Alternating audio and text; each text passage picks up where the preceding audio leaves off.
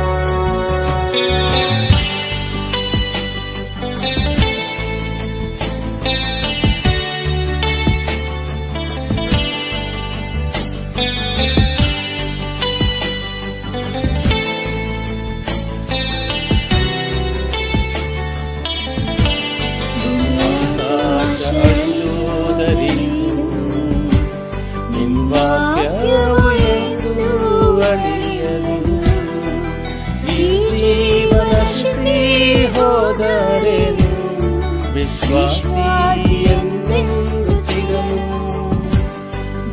ಆಕಾಶ ಅಳಿಯೋದರೇನು, ನಿಮ್ಮ ವಾಕ್ಯವು ಎಂದು ಅಳಿಯದು.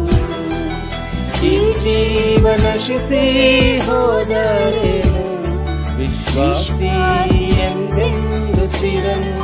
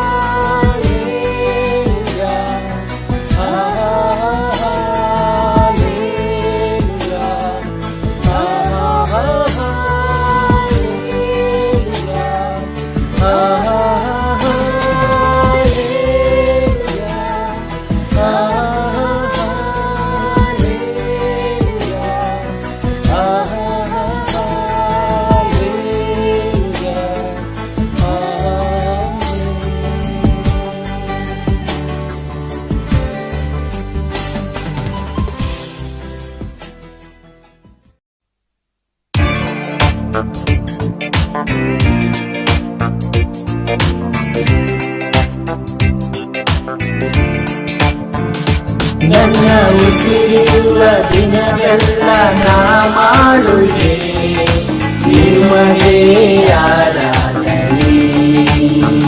ನನ್ನ ಉಸಿರಿರುವ ದಿನವೆಲ್ಲ ನಾ ಮಾಡುವೆ ನಿಮಗೆ ಆರಾಧನೆ ಆರಾಧನೆ ಆರಾಧನೆ ಯೇಸುವಿಗೆ ಆರಾಧನೆ ಆರಾಧನೆ ಯೇಸುವಿಗೆ ನನ್ನ ಉಸಿರಿರುವ ದಿನವೆಲ್ಲ ನಾ ಮಾಡುವೆ ನಿಮಗೆ ಆರಾಧನೆ ಎಷ್ಟೊಂದು ಉಪಕಾರ ನನ್ನ ಜೀವಿತದಲ್ಲಿ ನೀ ಮಾಡಿರುವೆ ಎಸಯ್ಯ ಎಷ್ಟೊಂದು ಉಪಕಾರ ನನ್ನ ಜೀವಿತದಲ್ಲಿ ನೀ ಮಾಡಿರುವೆ ಎಸಯ್ಯ ನನ್ನ ಪ್ರಾಣ ನೀ ನನ್ನ ಉಸಿರು ನೀ ನನ್ನ ಪ್ರಾಣ ನೀ ನನ್ನ ಉಸಿರು ನೀ ಎಂದೆಂದು ನಿಮಗೆ ಆರಾಧನೆ ದೇವ ಎಂದೆಂದು ನಿಮಗೆ ಆರಾಧನೆ ನನ್ನ ಉಸಿರಿರುವ ದಿನವೆಲ್ಲ ನಾ ಮಾಡುವೆ ನಿಮಗೆ ಆರಾಧನೆ ಬಲವಿಲ್ಲದಿರುವಾಗ ನನ್ನನ್ನು ನೀ ಬಲಪಡಿಸಿದೆ ಎಸೆಯ ಬಲವಿಲ್ಲದಿರುವಾಗ ನನ್ನನ್ನು ನೀ ಬಲಪಡಿಸಿದೆ ಎಸೆಯ ನನ್ನ ಬಲವು ನೀ ನನ್ನ ಬಂಡೆ ನೀ ನನ್ನ ಬಲವು ನೀ ನನ್ನ ಬಂಡೆ ನೀ ಎಂದೆಂದು ನಿಮಗೆ ಆರಾಧನೆ ದೇವ ಎಂದೆಂದು ನಿಮಗೆ ಆರಾಧನೆ ನನ್ನ ಉಸಿರಿರುವ ದಿನವೆಲ್ಲ ನಾ ಮಾಡುವೆ ನಿಮಗೆ ಆರಾಧನೆ ಹಸಿವಿನಲ್ಲಿರುವಾಗ ನನ್ನನ್ನು ನೀ ಅನುದಿನವು ಪೋಷಿಸಿದಿ ಹಸಿವಿನಲ್ಲಿರುವಾಗ ನನ್ನನ್ನು ನೀ ಅನುದಿನವು ಪೋಷಿಸಿದಿ ನನ್ನ ಪಾಲು ನೀ ನನ್ನ ಪಾಲು ನೀ ನನ್ನ ಪಾಲು ನೀ ನನ್ನ ಪಾಲು ನೀ ಎಂದೆಂದು ನಿಮಗೆ ಆರಾಧನೆ ದೇವ ಎಂದೆಂದು ನಿಮಗೆ ಆರಾಧನೆ ನನ್ನ ಉಸಿರಿರುವ ದಿನವೆಲ್ಲ ನಾ ಮಾಡುವೆ ನಿಮಗೆ ಆರಾಧನೆ ನನ್ನ ಉಸಿರಿರುವ ದಿನವೆಲ್ಲ ನಾ ಮಾಡುವೆ ನಿಮಗೆ ಆರಾಧನೆ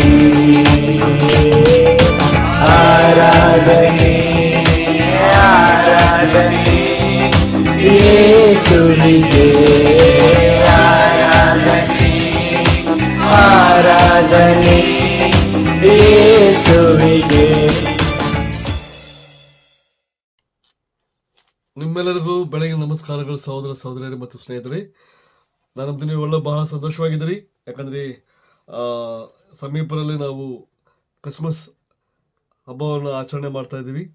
ಅದಕ್ಕಾಗಿ ನೀವೆಲ್ಲರೂ ಬಹಳ ಸಂತೋಷವಾಗಿ ಶಾಪಿಂಗ್ ಮಾಡೋದ್ರಲ್ಲಾಗಲಿ, ಗಿಫ್ಟ್ ತಗೊಳ್ಳೋದ್ರಲ್ಲಾಗಲಿ, ಗಿಫ್ಟ್ ಕೊಡೋದಕ್ಕೆ ಪ್ಲ್ಯಾನ್ ಮಾಡೋದ್ರಲ್ಲಾಗಲಿ ಎಲ್ಲರೂ ಬ್ಯುಸಿಯಾಗಿದ್ದೀರಿ ನಂಬ್ತೀನಿ.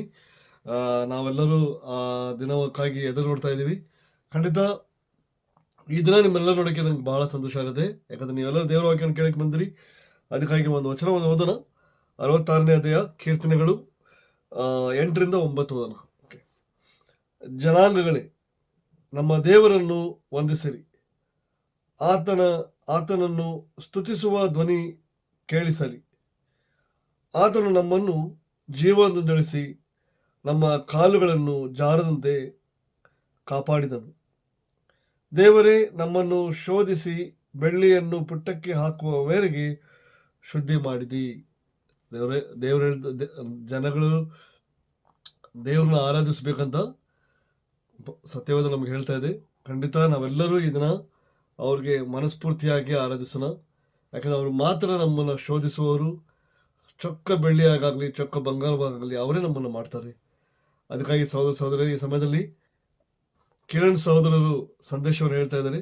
ಖಂಡಿತ ಆ ದೇವರು ಅವ್ರನ್ನ ಅದ್ಭುತವಾಗಿ ಉಪಯೋಗಿಸ್ಕೊಳ್ತಾರಂತ ನಾನು ಪ್ರಾರ್ಥನೆ ಮಾಡ್ತೀನಿ. ಅವ್ರನ್ನ ಆ ವಾಕ್ಯವನ್ನು ಕೇಳಿ ನಾವು ಪೂರ್ತಿ ಗಮನದಿಂದ ಕೇಳೋದಕ್ಕೆ ನಾವೆಲ್ಲರೂ ಪ್ರಾರ್ಥನೆ ಮಾಡಿ ಈ ಕೂಟವನ್ನು ಪ್ರಾರಂಭ ಮಾಡೋಣ. ನಾವೆಲ್ಲ ಪ್ರಾರ್ಥನೆ ಮಾಡೋಣ. ಅತಿ ಪರಿಶುದ್ಧ ದೇವರೇ ಮಹಿಮೆ ಆಗಲಿ. ದೇವರೇ, ಈ ತಿಂಗಳು ದೇವರೇ ಕ್ರೈಸ್ತರಿಗೆ ಬಹಳ ವಿಶೇಷವಾದ ತಿಂಗಳಾಗಿದೆ. ಎಲ್ಲರೂ ನಿಮ್ಮ ಹುಟ್ಟಹಬ್ಬವನ್ನು ಆಚರಣೆ ಮಾಡೋಕ್ಕೆ ಎದುರು ನೋಡ್ತಾ ಇದ್ದಾರೆ ದೇವರೇ. ಖಂಡಿತ ನಾವಾದರೂ ದೇವರೇ ಪ್ರತಿ ಭಾನುವಾರ ನಿಮ್ಮ ಹುಟ್ಟಹಬ್ಬವನ್ನು ಆಚರಣೆ ಮಾಡ್ತೀವಿ. ಪ್ರತಿ ಭಾನುವಾರ ನಿಮ್ಮ ಹುಟ್ಟಹಬ್ಬದ ಹಾಗೇ ಇರುತ್ತೆ ದೇವರೇ. ನಮಗೆ ತಂದೆ, ನೀವು ಬಹಳ ಒಳ್ಳೆಯವರು, ಬಹಳ ಉತ್ತಮವಾಗಿದ್ದೀರಿ. ದಯವಿಟ್ಟು ಸಹಾಯ ಮಾಡಿರಿ. ನಿಮ್ಮ ವಾಕ್ಯಗಳನ್ನು ಕೇಳುವಾಗಲಿ, ನಿಮ್ಮ ವಾಕ್ಯಗಳನ್ನು ಅರ್ಥ ಮಾಡ್ಕೊಳ್ಳುವಾಗಲಿ ನಮ್ಮನ್ನು ಆಶೀರ್ವಾದ ಮಾಡಿ ಸರಿಯಾದ ರೀತಿ ಅರ್ಥ ಮಾಡಿಕೊಂಡು ನಿಮಗಾಗಿ ಜೀವಿಸುವಂತೆ ನಮ್ಮನ್ನು ಆಶೀರ್ವದಿಸಬೇಕಂತ ಕೇಳಿಕೊಂಡು ಈ ಪ್ರಾರ್ಥನೆ ನಿಮ್ಮ ಒಬ್ಬನೇ ಮಗನ ಯೇಸು ನಾಮದಲ್ಲಿ ಪ್ರಾರ್ಥಿಸುತ್ತಿದ್ದಾರೆ. ಆಮೇನ್.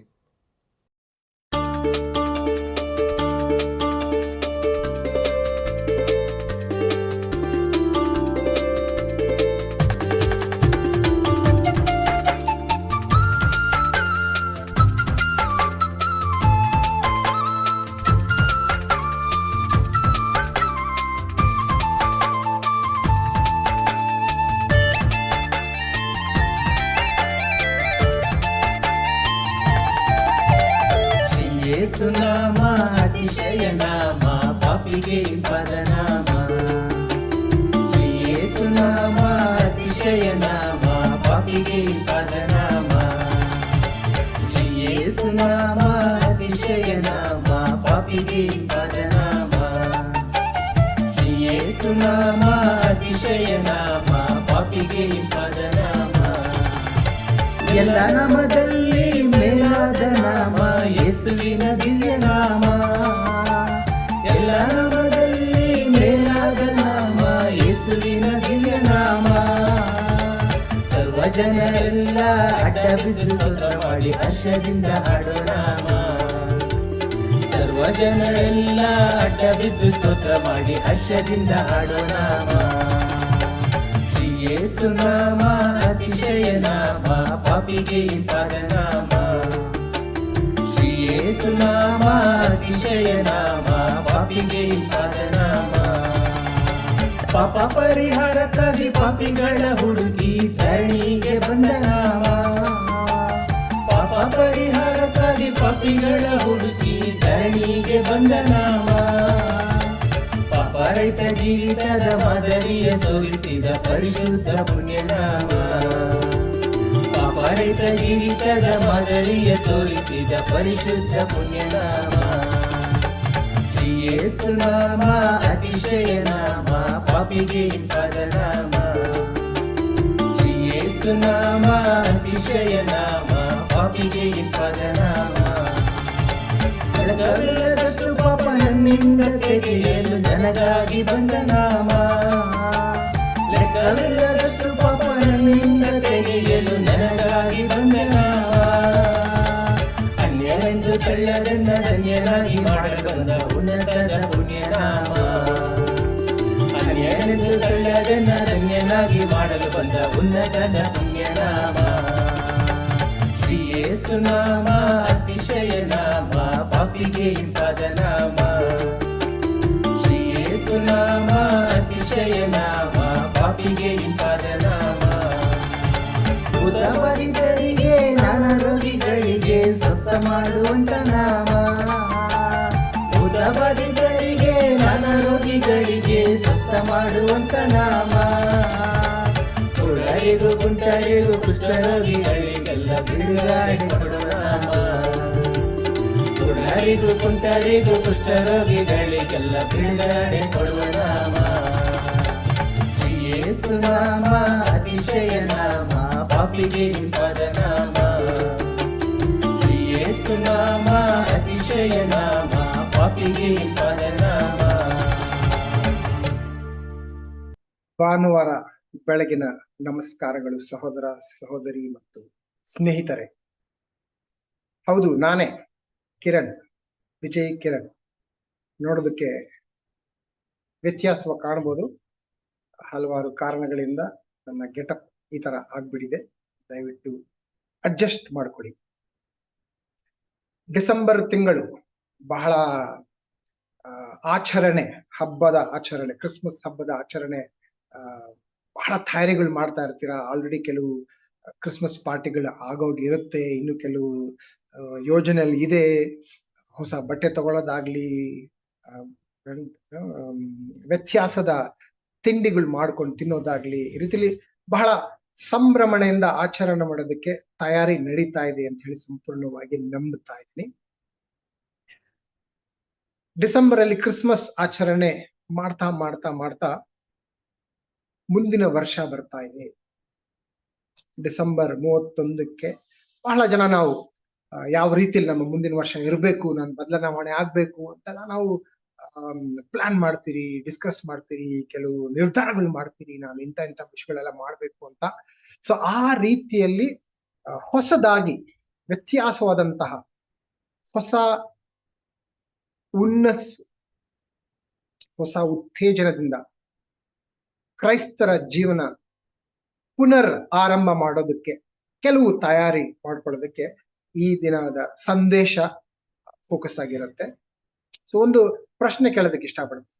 ಏನದ ಪ್ರಶ್ನೆ ಅಂತಂದ್ರೆ, ನಿಮ್ಮ ಜೀವನದಲ್ಲಿ ನೀವು ಸಂತೋಷವಾಗಿದ್ದೀರಾ? ಬೇರೆ ಬೇರೆ ಮೀಟಿಂಗ್ಗಳಲ್ಲಿ ಜನರ ಜೊತೆಲಿ, ಶಿಷ್ಯರ ಹತ್ರ, ಸಭೆಯ ಸದಸ್ಯರ ಹತ್ರ ಈ ಪ್ರಶ್ನೆ ಕೇಳಿದಾಗ ಸಾಧಾರಣವಾಗಿ ಉತ್ತರ ಬರೋದು, ಬ್ರೋ ನಾನು ಸಂತೋಷವಾಗಿ ಇದ್ದೀನಿ ಅಂತ. ಒಂದು ವಿಷಯ ಯಾಕೆ ನಾವು ಇದನ್ನ ಸಂತೋಷವಾಗಿದ್ದೀನಿ ಅಂತ ಹೇಳ್ತೇನೆ ಅಂದ್ರೆ, ನಮ್ಗೆ ನಾವೇ ಹೇಗೆ ಹೇಳಕ್ ಆಗುತ್ತೆ ನಾನು ಸಂತೋಷವಾಗಿಲ್ಲ ಅಂತ? ಹಾಗಾದ್ರೆ ದೇವ್ರ ಮೇಲೆ ನಂಬಿಕೆ ಇಲ್ವಾ? ದೇವ್ರು ನಮ್ಗೆ ಆಶೀರ್ವಾದ ಮಾಡ್ತಾ ಇಲ್ವಾ? ಹಾಗೆ ಹೀಗೆ ಅಂತೆಲ್ಲ ಜನ ಏನೇನೋ ಅನ್ಕೊಳ್ತಾರೆ ಅಂತ.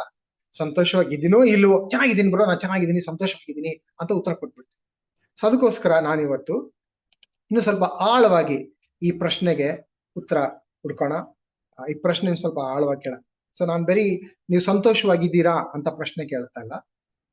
ನೀವು ಸಂತೋಷವಾಗಿಲ್ಲ ಅಂತ ನಮ್ಮಲ್ಲಿ ಬಹಳ ಕಮ್ಮಿ ಜನ ಇದನ್ನ ಅಕ್ಸೆಪ್ಟ್ ಮಾಡ್ಕೊಳ್ಳೋದು, ಅಂಗೀಕಾರ ಮಾಡ್ಕೊಳ್ಳೋದು. ಹೌದು ನಾನು ಸಂತೋಷವಾಗಿಲ್ಲ ಅಂತ. ಬಹಳ ಜನ ಸಂತೋಷವಾಗಿದ್ದೀನಿ ಬ್ರೋ ಅಂತ. ಬಟ್ ನನ್ನ ಪ್ರಶ್ನೆ, ಆಳವಾದ ಪ್ರಶ್ನೆ ಅಂತಂದ್ರೆ, ನೀವು ಕಾಲ್ ಭಾಗ ಸಂತೋಷವಾಗಿದ್ದೀರಾ, ಅರ್ಧ ಭಾಗ ಸಂತೋಷವಾಗಿದ್ದೀರಾ, ಅಥವಾ ಮುಕ್ಕಾಲ್ ಸಂತೋಷವಾಗಿದ್ದೀರಾ?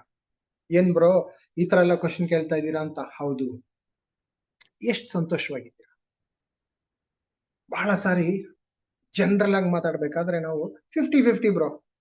ಜೀವನ ಒಂದೊಂದ್ಸರಿ ಏರು ಪೇರು ಎಲ್ಲ ಮಿಕ್ಸ್ ಆಗಿರುತ್ತಲ್ಲ, ಅದಕ್ಕೋಸ್ಕರ 50-50 ಬ್ರೋ, ಅರ್ಧ ಸಂತೋಷ ಅಂತ ನಾವು ಒಪ್ಕೋಬಹುದು. ಆದರೆ ನಾವು ದೀರ್ಘವಾಗಿ ಆಳವಾಗಿ ಆಲೋಚಿಸಬೇಕಾದಂತ ವಿಷಯ ಅಂತಂದ್ರೆ, ಯೇಸು ಕ್ರಿಸ್ತರು ನಮಗೆ ಅರ್ಧ ಸಂತೋಷ ಆಗ್ಲಿ, ಕಾಲ್ ಸಂತೋಷ ಆಗ್ಲಿ, ಮುಕ್ಕಾಲ್ ಸಂತೋಷ ಕೊಡೋದಕ್ಕೋಸ್ಕರ ಈ ಭೂಮಿಗೆ ಬಂದಿಲ್ಲ. ಪೂರ್ಣ ಸಂತೋಷ ಕೊಡೋದಕ್ಕೋಸ್ಕರ ಬಂದಿಲ್ಲ. ಸತ್ಯವೇದ ವಚನಗಳು ಅನೇಕ ವಿಷಯಗಳು ನಮ್ಗೆ ಇದನ್ನ ಮನದಟ್ಟು ಮಾಡುತ್ತೆ. ಅವರು ಏನ್ ಹೇಳಿದ್ದಾರೆ, ನಾನ್ ನಿಮ್ಗೆ ಜೀವನ ಕೊಡಕ್ ಬಂದಿದ್ದೀನಿ. ಅದು ಬರೀ ಅರ್ಧಪೂರ್ವ ಅಂತ ಒಂದು ಜೀವನ ಅಲ್ಲ, ಸಂಪೂರ್ಣ ಜೀವನ, ಲೈಫ್ ಟು ದ ಫುಲ್ ಅಂತ ಹೇಳಿ ಸತ್ಯವೇದ ವಚನ. ನಾನ್ ನಿಮ್ಗೆ ಶಾಂತಿ ಕೊಡಕ್ ಬಂದಿದ್ದೀನಿ. ಯಾವ ರೀತಿ ಶಾಂತಿ? ನನ್ನ ಶಾಂತಿ ನಿಮಗೆ ಕೊಡಬೇಕು ಬಂದಿದ್ದೀನಿ. ಸೊ ಆ ರೀತಿಲಿ ಅವರು ನಮಗೆ ಉಡುಗೊರೆಯಾಗಿ ಕೊಡ್ತಾರಂತ ಒಂದು ಜೀವನ, ಅದು ಈ ಭೂಮಿ ಮೇಲೆ. ಪರಲೋಕಕ್ಕೆ ಹೋದ್ಮೇಲೆ ನಾವು ಖಂಡಿತವಾಗ್ಲೂ ಬೇರೆ ರೀತಿಯಾದಂತ ಜೀವನ ಇರುತ್ತೆ, ಅದ್ರ ಬಗ್ಗೆ ಹೇಳ್ತಲ್ಲ. ಈ ಭೂಮಿ ಮೇಲೆ ನಾವು ಜೀವಂತವಾಗಿರೋವರೆಗೂ ಹೌದು ಕಷ್ಟಗಳಿರುತ್ತೆ, ಶೋಧನೆಗಳಿರುತ್ತೆ, ಅದೆಲ್ಲ ಇರುತ್ತೆ. ಆದರೂ ಆ ಕಷ್ಟಗಳ ಮಧ್ಯದಲ್ಲಿ ನಾನು ನಿಮಗೆ ಪೂರ್ಣ ಸಂತೋಷ ಕೊಡೋದಕ್ಕೋಸ್ಕರ ಬಂದಿದ್ದೀನಿ ಅಂತ ಹೇಳ್ತಾರೆ. ಸೊ ಆ ಪೂರ್ಣ ಸಂತೋಷದಿಂದ ನಾವು ಜೀವನ ಮಾಡ್ತಾ ಇದ್ರೆ, ಜೀವನ ಮಾಡ್ತಾ ಇಲ್ಲ ಅಂದ್ರೆ ಅದಕ್ಕೆ ಕಾರಣ ಇದೆ ಅಂತ ನಾನು ಆಲೋಚಿಸಿದಾಗ ನನಗೆ ಅನಿಸಿದಂತಹ ಒಂದು ಉತ್ತರ ಏನಂತಂದ್ರೆ, ನಾವು ಉಗುರು ಬೆಚ್ಚಗಿನ ಕ್ರೈಸ್ತರ ಜೀವನ ನಡೆಸ್ತಾ ಇದ್ದೀವಿ. ಪ್ರಕಟಣೆಯಲ್ಲಿ ನಾವು ವಚನ ಓದೋಣ. ಯೇಸು ಕ್ರಿಸ್ತರು ಹೇಳ್ತಾರೆ, ನೀವು ತಣ್ಣಗೂ ಅಲ್ಲದೆ ಬೆಚ್ಚಗೂ ಅಲ್ಲದೆ ಉಗುರು ಬೆಚ್ಚಗಿದ್ದೀರಾ ಅಂತ ಹೇಳ್ತಾರೆ. ಸೊ ಕೆಲವು ಸಾರಿ ನಾನು ಆಲೋಚನೆ ಮಾಡ್ತಾ ಇದ್ದೆ, ತಣ್ಣಗೂ ಅಲ್ಲದೆ ಅಂತಂದ್ರೆ ಅಂದ್ರೆ ಏನ್ ಯೇಸು ಕ್ರಿಸ್ತರು ನಮ್ಮಿಂದ ಅಪೇಕ್ಷೆ ಮಾಡ್ತಾ ಇದಾರೆ ನಾವು ತಣ್ಣಗಾಗ್ಬಿಡ್ಬೇಕು ಅಂತ ಆಲೋಚನೆ ಮಾಡಿದಾಗ ನನಗೆ ಸಿಕ್ಕಂತ ಒಂದು ಉತ್ತರ ಏನಂತಂದ್ರೆ, ಅಕಸ್ಮಾತ್ ನಾನು ತಣ್ಣಗಾದು ಇದ್ದಿದ್ರೆ ಪರವಾಗಿಲ್ಲ ಅಂತ ಯಾಕೆ ಯೇಸು ಹೇಳಿದ್ರು ಅಂದ್ರೆ, ನಾನು ತಣ್ಣಗಿದ್ದಿದ್ರೆ ನನಗೆ ಸಂಪೂರ್ಣವಾಗಿ ಗೊತ್ತಾಗುತ್ತೆ ನಾನು ದೇವ್ರ ಮೇಲೆ ನಂಬಿಕೆ ಇಲ್ಲ, ದೇವ್ರ ಜೊತೆ ನಾನು ಜೀವನ ಮಾಡ್ಬೇಕು ಅನ್ಕೊಂತ ಇಲ್ಲ, ನಾನು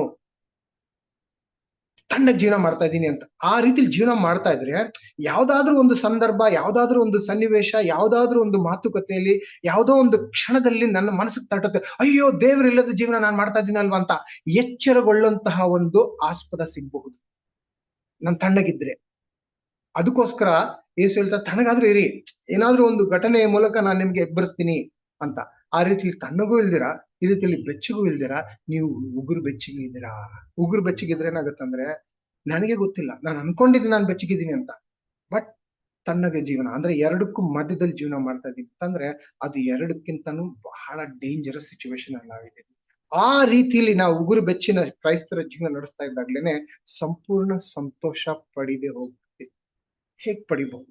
ವಚನಗಳನ್ನ ಓದಿ ಯೇಸು ಕ್ರಿಸ್ತರು ಏನು ಹೇಳ್ತಾ ಇದ್ದಾರೆ, ಏನ್ ಮಾರ್ಗದರ್ಶನ ನೀಡ್ತಾ ಇದ್ದಾರೆ, ಪವಿತ್ರಾತ್ಮ ನಮ್ಮ ಪ್ರತಿಯೊಬ್ಬರ ಒಳಗಿನ ಕಣ್ಣುಗಳನ್ನು, ನಮ್ಮ ಹೃದಯದ ಕಣ್ಣುಗಳನ್ನು ತೆರೆದು ಯಾವ ರೀತಿಯಲ್ಲಿ ಸಿದ್ಧತೆ ಮಾಡ್ಕೋಬೇಕು, ಬರುವಂತ ವರ್ಷ ಅದ್ಭುತವಾಗಿರೋದಕ್ಕೋಸ್ಕರ ಈಗ ಈ ತಿಂಗಳು ಯಾವ ರೀತಿಯಾದಂತ ಸಿದ್ಧತೆ ಮಾಡ್ಕೊಳ್ಬಹುದು ಅನ್ನೋಂತ ಕೆಲವು ವಿಷಯಗಳೇನೆ ನಾವು ಈ ಒಂದು ಪಾಠದಿಂದ ಕಲಿಯಲಿದ್ದೇವೆ.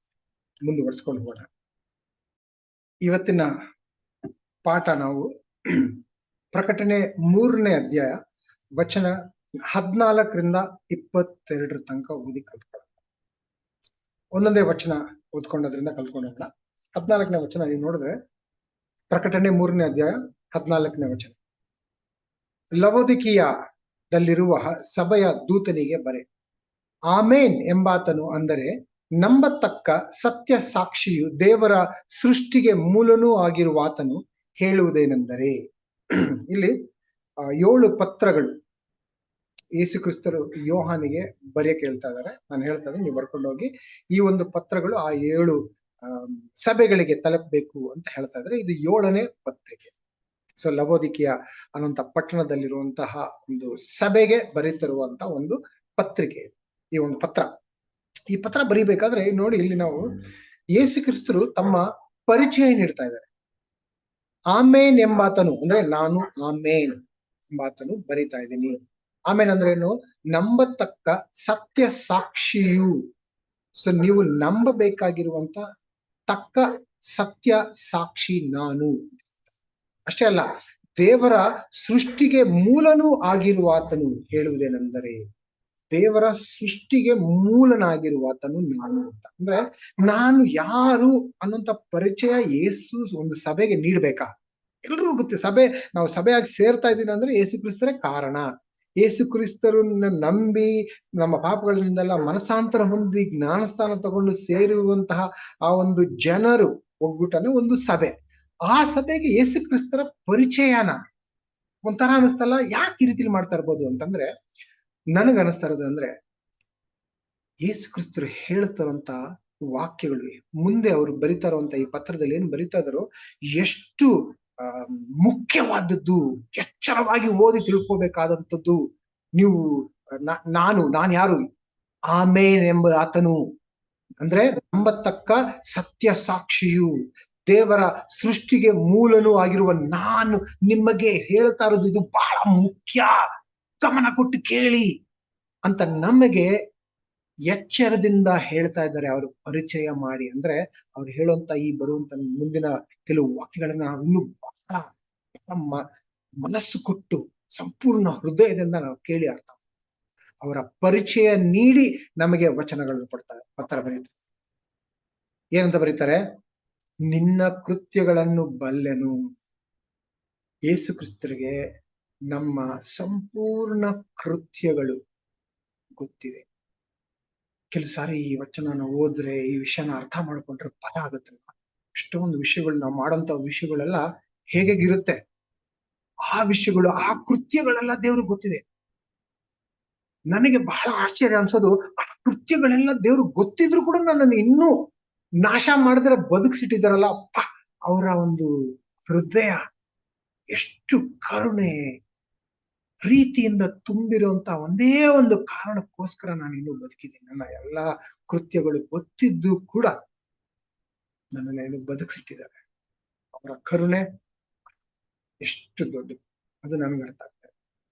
ಸೊ ನಮ್ಮ ಕೃತ್ಯಗಳು ಗೊತ್ತಿದ್ದು ನಮಗೆ ಖಂಡನೆ ನೀಡ್ತಾ ಇದ್ದಾರೆ. ಏನಂತ ಖಂಡನೆ ನೀಡ್ತಾ ಇದ್ದಾರೆ? ನೀನು ತಣ್ಣಗೂ ಅಲ್ಲ ಬೆಚ್ಚಗೂ ಅಲ್ಲ, ನೀನು ತಣ್ಣಗಾಗಲಿ ಬೆಚ್ಚಗಾಗಲಿ ಇದ್ದರೆ ಒಳ್ಳೇದಾಗಿತ್ತು. ಅವಾಗ್ಲೇ ಹೇಳಿದ್ನಲ್ವಾ, ತಣ್ಣಗೂ ಇಲ್ಲ ಬೆಚ್ಚಗೂ ಇಲ್ಲ, ಉಗುರು ಬೆಚ್ಚಗಾಗಿ ಬಿದ್ದೀರಾ ಅಂತ. ಯಾಕೆ ತಣ್ಣಗಿರೋದು ಅಂತ ಅನ್ಕೊಂತ ಇದ್ರೆ, ಅಕಸ್ಮಾತ್ ನಾವು ದೇವ್ರೇ ಇಲ್ಲ ಅಂತ ಜೀವನ ಮಾಡ್ತಾ ಇದ್ರೆ ಯಾವ್ದೋ ಒಂದ್ ಹೊತ್ತಿನಲ್ಲಿ ನಮ್ಗೆ ದೇವ್ರು ಬೇಕು ಅನ್ಸುತ್ತೆ, ಓಡ್ಬೇಕು. ಆದ್ರೆ ನೀವು ಉಗುರು ಬೆಚ್ಚಿಗೆ ಜೀವನ ಮಾಡ್ತಾ ಇದ್ದೀರಿ. ಅದಕ್ಕೆ ಯೇಸು ಕ್ರಿಸ್ತನ್ ಹೇಳ್ತಾ ಇದಾರೆ, ನೀವು ಉಗುರು ಬೆಚ್ಚಿನ ಕ್ರೈಸ್ತರ ಜೀವನ ಮಾಡ್ತಾ ಇರೋದ್ರಿಂದ ನಾನು ನಿಮ್ಮನ್ನ ನನ್ನ ಬಾಯೊಳಗಿಂದ ಕಾರುವೆ. ಯಾವುದನ್ನ ನಾವು ಉಗುಳ್ತೀರಿ? ನಮ್ಮ ಬಾಯಿಂದ ಕಾರುವುದೇನು? ಎಂಜಿಲು. ಮಾಮೂಲಿ ಎಂಜಿಲ್ ಅಲ್ಲ. ಎಂಜಿಲ್ ಆಕ್ಚುಲಿ ನಮಗೆ ಬೇಕಾಗಿದೆ. ನಾವು ಊಟ ಮಾಡ್ಬೇಕಾದ್ರೆ ಆ ಎಂಜಿನ್ ಅಲ್ಲಿ ಇರುವಂತ ಆಸಿಡ್ ಎನ್ಸೈಮ್ಸ್ ಎಲ್ಲ ನಮ್ಮ ಆಹಾರ ನಾವು ಜೀರ್ಣಿಸ್ಕೊಳ್ಳೋದಕ್ಕೆ ಬೇಕಾಗಿರುವಂತಹದೇ ಎಂಜಿಲ್. ಬಟ್ ಎಂತ ಎಂಜಿಲ್ ನಾವು ಉಗುಳ್ಬಿಡ್ತೀರಿ? ನಮಗೆ ಶೀತ ಆಗಿ ಏನೋ ಒಂದು ಮೂಗಿನ ಚಳಿ ಒಂಥರ ಗಲೀಜ್ ತರ ಆಗುತ್ತಲ್ವಾ, ಅಂತ ವಿಷಯಗಳು ಯಾಕೆ ಅನ್ಸುತ್ತೆ, ಅದನ್ನ ನಾವು ಬಾಯಿಂದ ಕಾರು ಬಿಡ್ತೀವಿ. ಅದು ಒಂದು. ಎರಡನೇದು, ನಾವು ಬಾಯಿಂದ ಕಾರೋದು ನಮ್ಮ ವಾಂತಿ. ನಮಗ್ ಬೇಡದದು, ಅಸಹ್ಯವಾದದ್ದು. ಈ ವಾಂತಿನ ನಾವು ಕಾರ್ ಬಿಡ್ತೀವಿ. ಯಾಕಂದ್ರೆ ಅನ್ಸತ್ ನಾವು ಉಗುರು ಬೆಚ್ಚಿನ ಕ್ರೈಸ್ತರ ಜೀವನ ನಡೆಸ್ತಾ ಇದ್ರೆ ಯೇಸು ಹೇಳ್ತಾ ಇದಾರೆ, ನಾವು ಆ ಬೇಡದ ವಾಂತಿ ಆಗಿದ್ದೀರಿ ಅಂತ. ಏನ್ ಅನ್ಸುತ್ತೆ ಅದ್ರ ಬಗ್ಗೆ? ನಾವು ಉಗುರು ಬೆಚ್ಚಿನ ಜೀವನ ಮಾಡ್ತಾ ಇದ್ದೀರಾ ಇಲ್ವಾ ಅನ್ನೋದ್ರ ಬಗ್ಗೆ ನಾನು ಆಳವಾಗಿ ಹೋಗ್ತಾ ಇಲ್ಲ. ಯಾಕಂದ್ರೆ ನಾವು ಯಾರು ಉಗುರು ಬೆಚ್ಚಿನ ಜೀವನ ಮಾಡ್ತಾ ಇದ್ರು ನಮ್ಗೆ ಗೊತ್ತಿದೆ. ಹಾಗೆ ನಾವು ತಣ್ಣಗೂ ಇಲ್ದಿರ ಬಿಸಿಗೂ ಇಲ್ದಿರ ಉಗುರು ಬೆಚ್ಚಿನ ಜೀವನ ಮಾಡ್ತಾ ಇದ್ರೆ ನಮಗ್ ಗೊತ್ತಿದೆ. ಯಾಕೆ ಆ ರೀತಿಲಿ ಇದ್ದೀರಿ ಅಂತ ಆಳವಾಗಿ ಆಲೋಚನೆ ಮಾಡಿದೆ. ಯಾಕೆ ನಾವು ಗೊತ್ತಿದ್ದು ಕೂಡ ಉಗುರು ಬೆಚ್ಚಿನ ಜೀವನ ಯಾಕೆ ಅಂತ ನಾನು ಆಲೋಚನೆ ಮಾಡಿದಾಗ ನನಗನ್ಸಿದ್ದು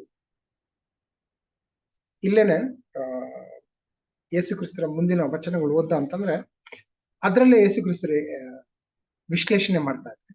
ಯಾಕೆ ಈ ತರ? ನೀನು ನಿನ್ನ ವಿಷಯದಲ್ಲಿ, ಅಂದ್ರೆ ವಚನ 17ರಿಂದ, ನೀನು ನಿನ್ನ ವಿಷಯದಲ್ಲಿ ನಾನು ಐಶ್ವರ್ಯವಂತನು, ಸಂಪನ್ನನು, ಒಂದರಲ್ಲಿಯೂ ಕೊರತೆ ಇಲ್ಲದವನು ಎಂದು ಹೇಳಿಕೊಳ್ಳುತ್ತಿ. ಸರಿ, ನಮ್ಮ ಜೀವನ ಇದೇ ರೀತಿಯಲ್ಲಿ ನಾವು ನಡ್ಸ್ಕೊಂಡು ಹೋಗ್ತಾ ಇರೋದು. ನಾವು ಸ್ವ ಸಂಪೂರ್ಣ ಆಗೋದಕ್ಕೆ ಹೊರಟಿದ್ದೀವಿ. ಅಂದ್ರೆ ನಾನು ನನಗೆ ಸಾಕು, ನಾನು ನಾನಾಗೆ ಹೇಗೆ ಸಂತೋಷವಾಗಿರಬಲ್ಲೆ ಅನ್ನೋದ್ರ ಕಡೆ ಗಮನ ಹರಿಸ್ತಾ ಇರ್ತೀನಿ.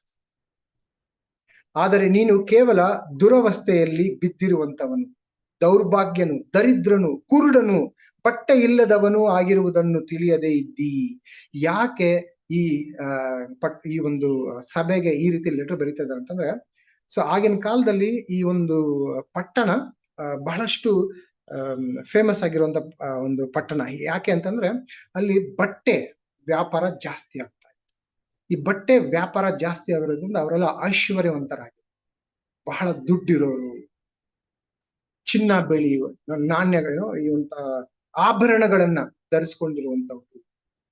ಅಲ್ಲಿಂದನೇ ಪ್ರಪಂಚದ ಅನೇಕ ಕಡೆಗೆ ಬಟ್ಟೆ ಎಕ್ಸ್ಪೋರ್ಟ್ ಮಾಡ್ತಾ ಇರೋದ್ರಿಂದ ಅವ್ರ ಅನ್ಕೊಂತ ಇದ್ರು, ನಮ್ಮ ಹತ್ರನೇ ಒಳ್ಳೊಳ್ಳೆ ಬಟ್ಟೆ ಹಾಕೊಂಡು ನಾವು ಆರಾಮಾಗಿದ್ದೀವಿ, ನಮ್ಮ ಹತ್ರ ಐಶ್ವರ್ಯ ಸಂಪನ್ನ, ಯಾರಿಗೂ ಕಮ್ಮಿ ಇಲ್ಲ, ನಾವು ಯಾರಿಗೂ ಬೇಕಾಗಿಲ್ಲ.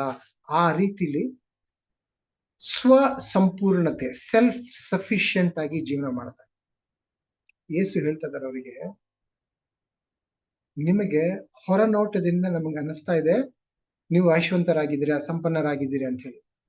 ಆದರೆ ನೀವು ದುರ್ವ್ಯವಸ್ಥೆಯಲ್ಲಿ ಇದ್ದೀರಾ, ದುರಾವಸ್ಥೆಯಲ್ಲಿ ಬಿದ್ದುವಂತಾಗಿದ್ದೀರಾ, ದೌರ್ಬಲ್ಯರಾಗಿದ್ದೀರಾ, ದರಿದ್ರರಾಗಿದ್ದೀರಾ, ಕುರುಡರಾಗಿದ್ದೀರಾ. ಬಟ್ಟೆನ ಬೇರೆ ರಾಷ್ಟ್ರಗಳಿಗೆ ಮಾರಾಟ ಮಾಡ್ತಾ ಇರುವಂತ ಈ ಸಭೆಯ ಸದಸ್ಯರಿಗೆ ಏನ್ ಹೇಳ್ತಾ ಇದಾರೆ? ಬಟ್ಟೆ ಇಲ್ಲದವರಾಗಿದ್ದೀರಾ. ನಮ್ ಬಗ್ಗೆ ನಮ್ಗೆ ಹೇಳ್ತಾ ಇದಾರ ದೇವರು.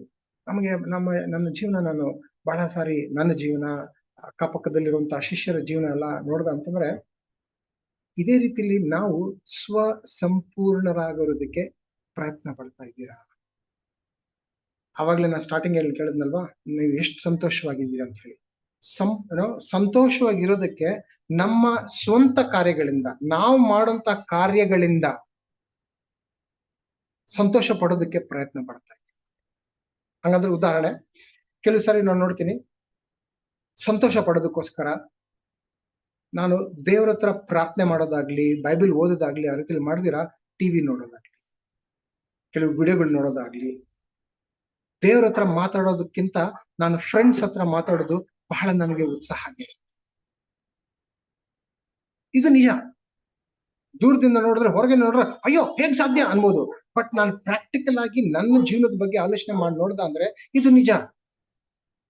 ದೇವ್ರ ಹತ್ರ ಮಾತಾಡೋದಕ್ಕಿಂತ ಫ್ರೆಂಡ್ಸ್ ಹತ್ರ ಮಾತಾಡೋದಕ್ಕೆ ಬಹಳ ಉತ್ಸಾಹ ಭರಿತಾನೆ. ಸತ್ಯವೇದ ಓದಿ ಅದರಿಂದ ನಾನು ಜ್ಞಾನ ಬೆಳೆಸ್ಕೊಳ್ಳೋದಕ್ಕಿಂತ ಬೇರೆ ಬೇರೆ ವಿಡಿಯೋಗಳು ನೋಡಿ, ಬೇರೆ ಏನೋ ಈ ವಿಡಿಯೋ ಆ ವಿಡಿಯೋ ಯೂಟ್ಯೂಬ್ ಅಲ್ಲಿ ಅಥವಾ OTT ಅಲ್ಲಿ ಎಷ್ಟೊಂದು ಚಿತ್ರಗಳಿರುತ್ತೆ, ಅದನ್ನೆಲ್ಲ ನೋಡಿ ಅದರಿಂದ ಎಂಟರ್ಟೈನ್ ಆಗಿ ಅದರಿಂದ ಸಂಪೂರ್ಣತೆ ಹೊಂದೋದಕ್ಕೋಸ್ಕರ ನಾವು ಪ್ರಯತ್ನ ಪಡ್ತಾ ಇದ್ದೀವಿ. ಆ ಕ್ಷಣದಲ್ಲಿ ಸಂತೋಷವಾಗಿರ್ತೀನಿ, ಆದ್ರೆ ಆ ಸಂತೋಷ ಅಲ್ಪ ಕಾಲ. ಆ ಸಂತೋಷ ಸಂಪೂರ್ಣ ಸಂತೋಷ ಅಲ್ಲ ಅನ್ನೋದು ನನ್ನ ಗಮನ. ಆ ಕಾರಣವಾಗಿ ಯೇಸು ನನ್ನ ನೋಡಿ, ಪೂರ್ಣನಾಗಿದ್ಯಾ, ನಾನ್ ನಿನಗೆ ಕೊಡ್ತಾರಂತ ಸಂತೋಷ ಸಂಪೂರ್ಣ ಸಂತೋಷ. ಅದನ್ನ ಬಿಟ್ಬಿಟ್ಟು ನೀನೇನೋ ಪ್ರಯತ್ನ ಪಟ್ಕೊಂಡು ಅದರಿಂದ ಸಂತೋಷ ಪಡಕ್ ಪ್ರಯತ್ನ ಪಡ್ತಿದ್ಯಲ್ಲ, ಸಂಪೂರ್ಣತೆ ಹೊಂದೋದಕ್ಕೆ ಪ್ರಯತ್ನ ಪಡ್ತಿದ್ಯಲ್ಲ, ಪೂರ್ಣನೇ ನೀನು, ದೌರ್ಭಾಗ್ಯನು ನೀನು, ದರಿದ್ರನು ನೀನು ಅಂತ ನನಗ್ ಬೈತಾ ಇರೋದು ನನಗೆ ಗೊತ್ತಾಗ್ತಾ ಇದೆ. 18ನೇ ವಚನ ನೋಡಿದ್ರೆ, ನೀನು ಐಶ್ವರ್ಯವಂತನಾಗುವಂತೆ ಬೆಂಕಿಯಲ್ಲಿ ಪುಟ ಹಾಕಿದ ಚಿನ್ನವನ್ನು, ಲಜ್ಜಾಸ್ಪದವಾದ ನಿನ್ನ ಬೆತ್ತಲೆತೆಯನ್ನು ಕಾಣಿಸದಂತೆ ಹೊದ್ದುಕೊಳ್ಳುವುದಕ್ಕಾಗಿ ಬಿಳಿ ವಸ್ತ್ರಗಳನ್ನು ಕಣ್ಣು ಕಾಣುವಂತೆ ನಿನ್ನ ಕಣ್ಣುಗಳಿಗೆ ಹಚ್ಚುವುದಕ್ಕಾಗಿ ಅಂಜವನವನ್ನು ನನ್ನಿಂದ ಕೊಂಡುಕೊಳ್ಳಬೇಕೆಂದು ನಿನಗೆ ಬುದ್ಧಿ ಹೇಳುತ್ತೇನೆ. ನೀನ್ ನಿಜವಾಗ್ಲೂ ಬಟ್ಟೆ ಹಾಕೋಬೇಕಾ? ನಿನ್ನ ಆ ಬೆತ್ತಲತೆಯನ್ನು ಮುಚ್ಕೋಬೇಕಂತಿದ್ಯಾ? ಸಂಪೂರ್ಣ ಸಂತೋಷ ನಿಮಗ್ ಬೇಕಾಗಿದ್ಯಾ? ನನ್ನಿಂದ ಕೊಂಡುಕೋ. ಯೇಸು ಕ್ರಿಸ್ತರ ಮೇಲೆ ನಾವು ಅವಲಂಬನೆ ಆಗ್ಬೇಕು. ನಾವು ಅವಲಂಬನೆ ಆಗಿದ್ದೀವಿ. ನನ್ನ ಸ್ವಂತ ಶಕ್ತಿಯಿಂದ ನನ್ನಲ್ಲಿರುವಂತ ಎಲ್ಲಾ ಕಷ್ಟಗಳನ್ನ ತೀರಿಸೋದಕ್ಕೆ ಪ್ರಯತ್ನ ಪಡ್ತೀನಿ. ನನ್ನ ಜೀವನದಲ್ಲಾಗ್ಲಿ, ನಾನು ಬೇರೆ ಶಿಷ್ಯರ ಜೀವನದಲ್ಲಾಗ್ಲಿ ನೋಡ್ದ ಅಂತಂದ್ರೆ, ಪ್ರತಿಯೊಬ್ರು ಸಂತೋಷವಾಗಿ, ಅದು ಸಂಪೂರ್ಣ ಸಂತೋಷವಾಗಿರಕ್ಕೆ ಆಸೆ ಪಡ್ತಾರೆ. ಪ್ರತಿಯೊಬ್ರು ಕೂಡ ಸಾಲವಿಲ್ಲದಂತ ಜೀವನ ನಡೆಸೋದಕ್ಕೆ ಆಸೆ ಪಡ್ತಾರೆ. ಪ್ರತಿಯೊಬ್ರು ತಮ್ಮ ಕುಟುಂಬದಲ್ಲಿ ಎಲ್ಲರೂ ಸಂತೋಷವಾಗಿರ್ಬೇಕು, ಯಾವುದೇ ರೀತಿಯಾದಂತ ಭಿನ್ನಾಭಿಪ್ರಾಯಗಳು ಇಲ್ದಿರ, ಯಾವುದೇ ರೀತಿಯಾದಂತ ಸಂಕೋಚಗಳು ಇಲ್ದಿರ, ಒಂದು ಒಳ್ಳೆ ಹಣಕಾಸಿನ ವಿಷಯವಾಗ್ಲಿ, ಅಥವಾ ಒಬ್ಬೊಬ್ಬರ ಸಂಬಂಧದ ವಿಷಯವಾಗಿರ್ಲಿ, ಅಥವಾ ಆರ್ಥಿಕತೆ, ಅಥವಾ ನಮ್ಮ ಆರೋಗ್ಯದ ವಿಷಯವಾಗ್ಲಿ, ಈ ರೀತಿಯಲ್ಲಿ ಒಂದೊಂದು ವಿಷಯದಲ್ಲೂ ಕೂಡ ನಮ್ಮ ಇಡೀ ಕುಟುಂಬ ಚೆನ್ನಾಗಿರ್ಬೇಕು, ಸಂತೋಷವಾಗಿರ್ಬೇಕು ಅಂತ ಪ್ರತಿಯೊಬ್ರು ಆಸೆ ಪಡ್ತಾರೆ. ಆದ್ರೆ ಎಂತ ಕುರುಡ್ರು ನಾವು ಅಂತಂದ್ರೆ, ಯೇಸು ಹೇಳ್ತಾ ಇದ್ರೆ, ಅರೆ ಅದನ್ನೇ ನಾನ್ ಕೊಡ್ತಾ ಇದ್ದೀನಿ, ನನ್ನ ಹತ್ರ ಬಂದ್ ತಗೊಳ್ಳಿ ಅಂತ ಹೇಳ್ತಾ ಇದ್ರೆ, ನಾವೇನ್ ಮಾಡ್ತಾ ಇದ್ರಿ? ಅವಲಂಬನೆ, ಸೆಲ್ಫ್ ರಿಲಯಂಟ್ ಆಗ್ತಾ ಇದ್ದೀರಿ. ಸ್ವಂತ ಶಕ್ತಿಯಿಂದ, ಸ್ವಂತ ಕಾರ್ಯಗಳಿಂದ, ಸ್ವಂತ ಯೋಜನೆಗಳಿಂದ ಇದನ್ನೆಲ್ಲ ಸಂಪಾದಿಸ್ಬೇಕು ಅನ್ನೋದಕ್ಕೆ ಪ್ರಯತ್ನ ಪಡ್ತಾ ಇದ್ದೀರಿ. ನಮಗಿಂತ ಕುರುಡ್ರಿಲ್ಲ, ನಮಗಿಂತ ಮೂರ್ಖರಿಲ್ಲ ಅಂತ ಯೇಸು ಹೇಳ್ತಾರೆ. ಎಂತ ದೌರ್ಭಾಗ್ಯರು ನಾವು ಅಲ್ವಾ?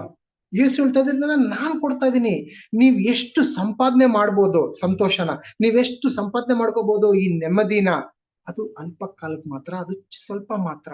ನಾನ್ ಕೊಡೋದು ಮಹಾ ಶಾಶ್ವತ ಕಾಲಕ್ಕೆ. ನನ್ನ ಹತ್ರದಿಂದ ಕೊಂಡ್ಕೊಂಡು ಹೋಗಿ ಅಂತ ಈ ವಚನದಲ್ಲಿ ಹೇಳ್ತಾರೆ. ಆದ್ರೆ ನಾವು ಮೂರ್ಖರು. ಯೇಸು ಹತ್ರ ಹೋಲ್ದಿರ ನಾವು ಸ್ವಂತವಾಗಿ ಸಂಪೂರ್ಣತೆ ಹೊಂದೋದಕ್ಕೆ ಪ್ರಯತ್ನ ಪಡ್ತಾ ಇದ್ರಿ, ಅವಲಂಬನೆ ಆಗಕ್ ಪ್ರಯತ್ನ ಪಡ್ತಾ ಇದ್ರಿ.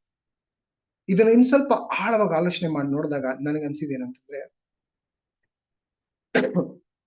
ನಾವು ಉಗುರು ಬೆಚ್ಚಗಿನ ಜೀವನ, ಕ್ರೈಸ್ತರ ಜೀವನ ನಡೆಸ್ತಾ ಏನ್ ಮಾಡ್ತಾ ಇದ್ರಿ ಅಂದ್ರೆ, ನಾವು ಮುಖವಾಡ ಹಾಕೊಂಡು ಜೀವನ ಮಾಡ್ತಾ ಇದ್ವಿ. ಅಂದ್ರೆ ನಮ್ಮ ಒಳಗಡೆ ಏನ್ ನಡೀತಾ ಇದೆಯೋ ಅದ್ರ ಬಗ್ಗೆ ಬೇರೆಯವ್ರಿಗೆ ತೋರ್ಸ್ಕೊಳ್ಳಿಕ್ಕೆ ಇಷ್ಟ ಇಲ್ಲ. ಸಭೆಗೆ ಬಂದಾಗ, ಮೀಟಿಂಗ್ ಬಂದಾಗ, ಬೇರೆ ಬ್ರದರ್ ಸಿಸ್ಟರ್ಸ್ ನ ಮೀಟ್ ಮಾಡಿದಾಗ, ಅಥವಾ ಫ್ರೆಂಡ್ಸ್ ನ ಮೀಟ್ ಮಾಡಿದಾಗ, ಆಫೀಸ್ಗೆ ಹೋದಾಗ, ಕೆಲಸದ ಹತ್ರ ಹೋದಾಗ ನಾವೆಲ್ಲ ಮುಖವಾಡ ಹಾಕೊಂಡು ಬೇರೆಯವ್ರಿಗೆ ನಾನು ಯಾರು, ನನ್ನ ಒಳಗೆ ಏನ್ ನಡೀತಾ ಇದೆ ಗೊತ್ತಾಗ್ಬಾರ್ದು ಅಂತ ಮುಖವಾಡ ಹಾಕೊಂಡು.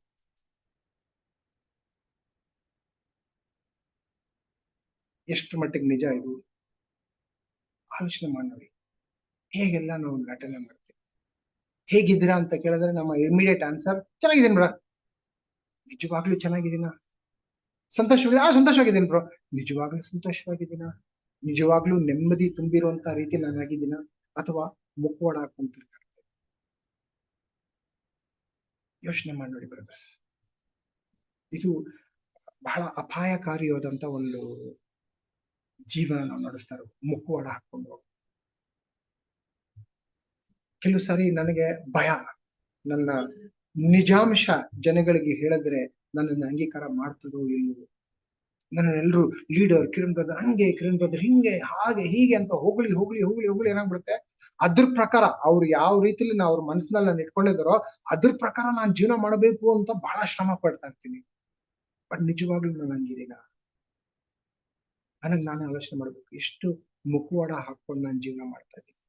ಅದೇ ರೀತಿಲಿ ನೀವು ಆಲೋಚನೆ ಮಾಡಿ ನೋಡಿ ಬ್ರದರ್ ಸಿಸ್ಟರ್ಸ್, ಎಷ್ಟು ಮುಖವಾಡ ಹಾಕೊಂಡು ನಾವು ಜೀವನ ಮಾಡ್ತಾ ಇದ್ದೀವಿ.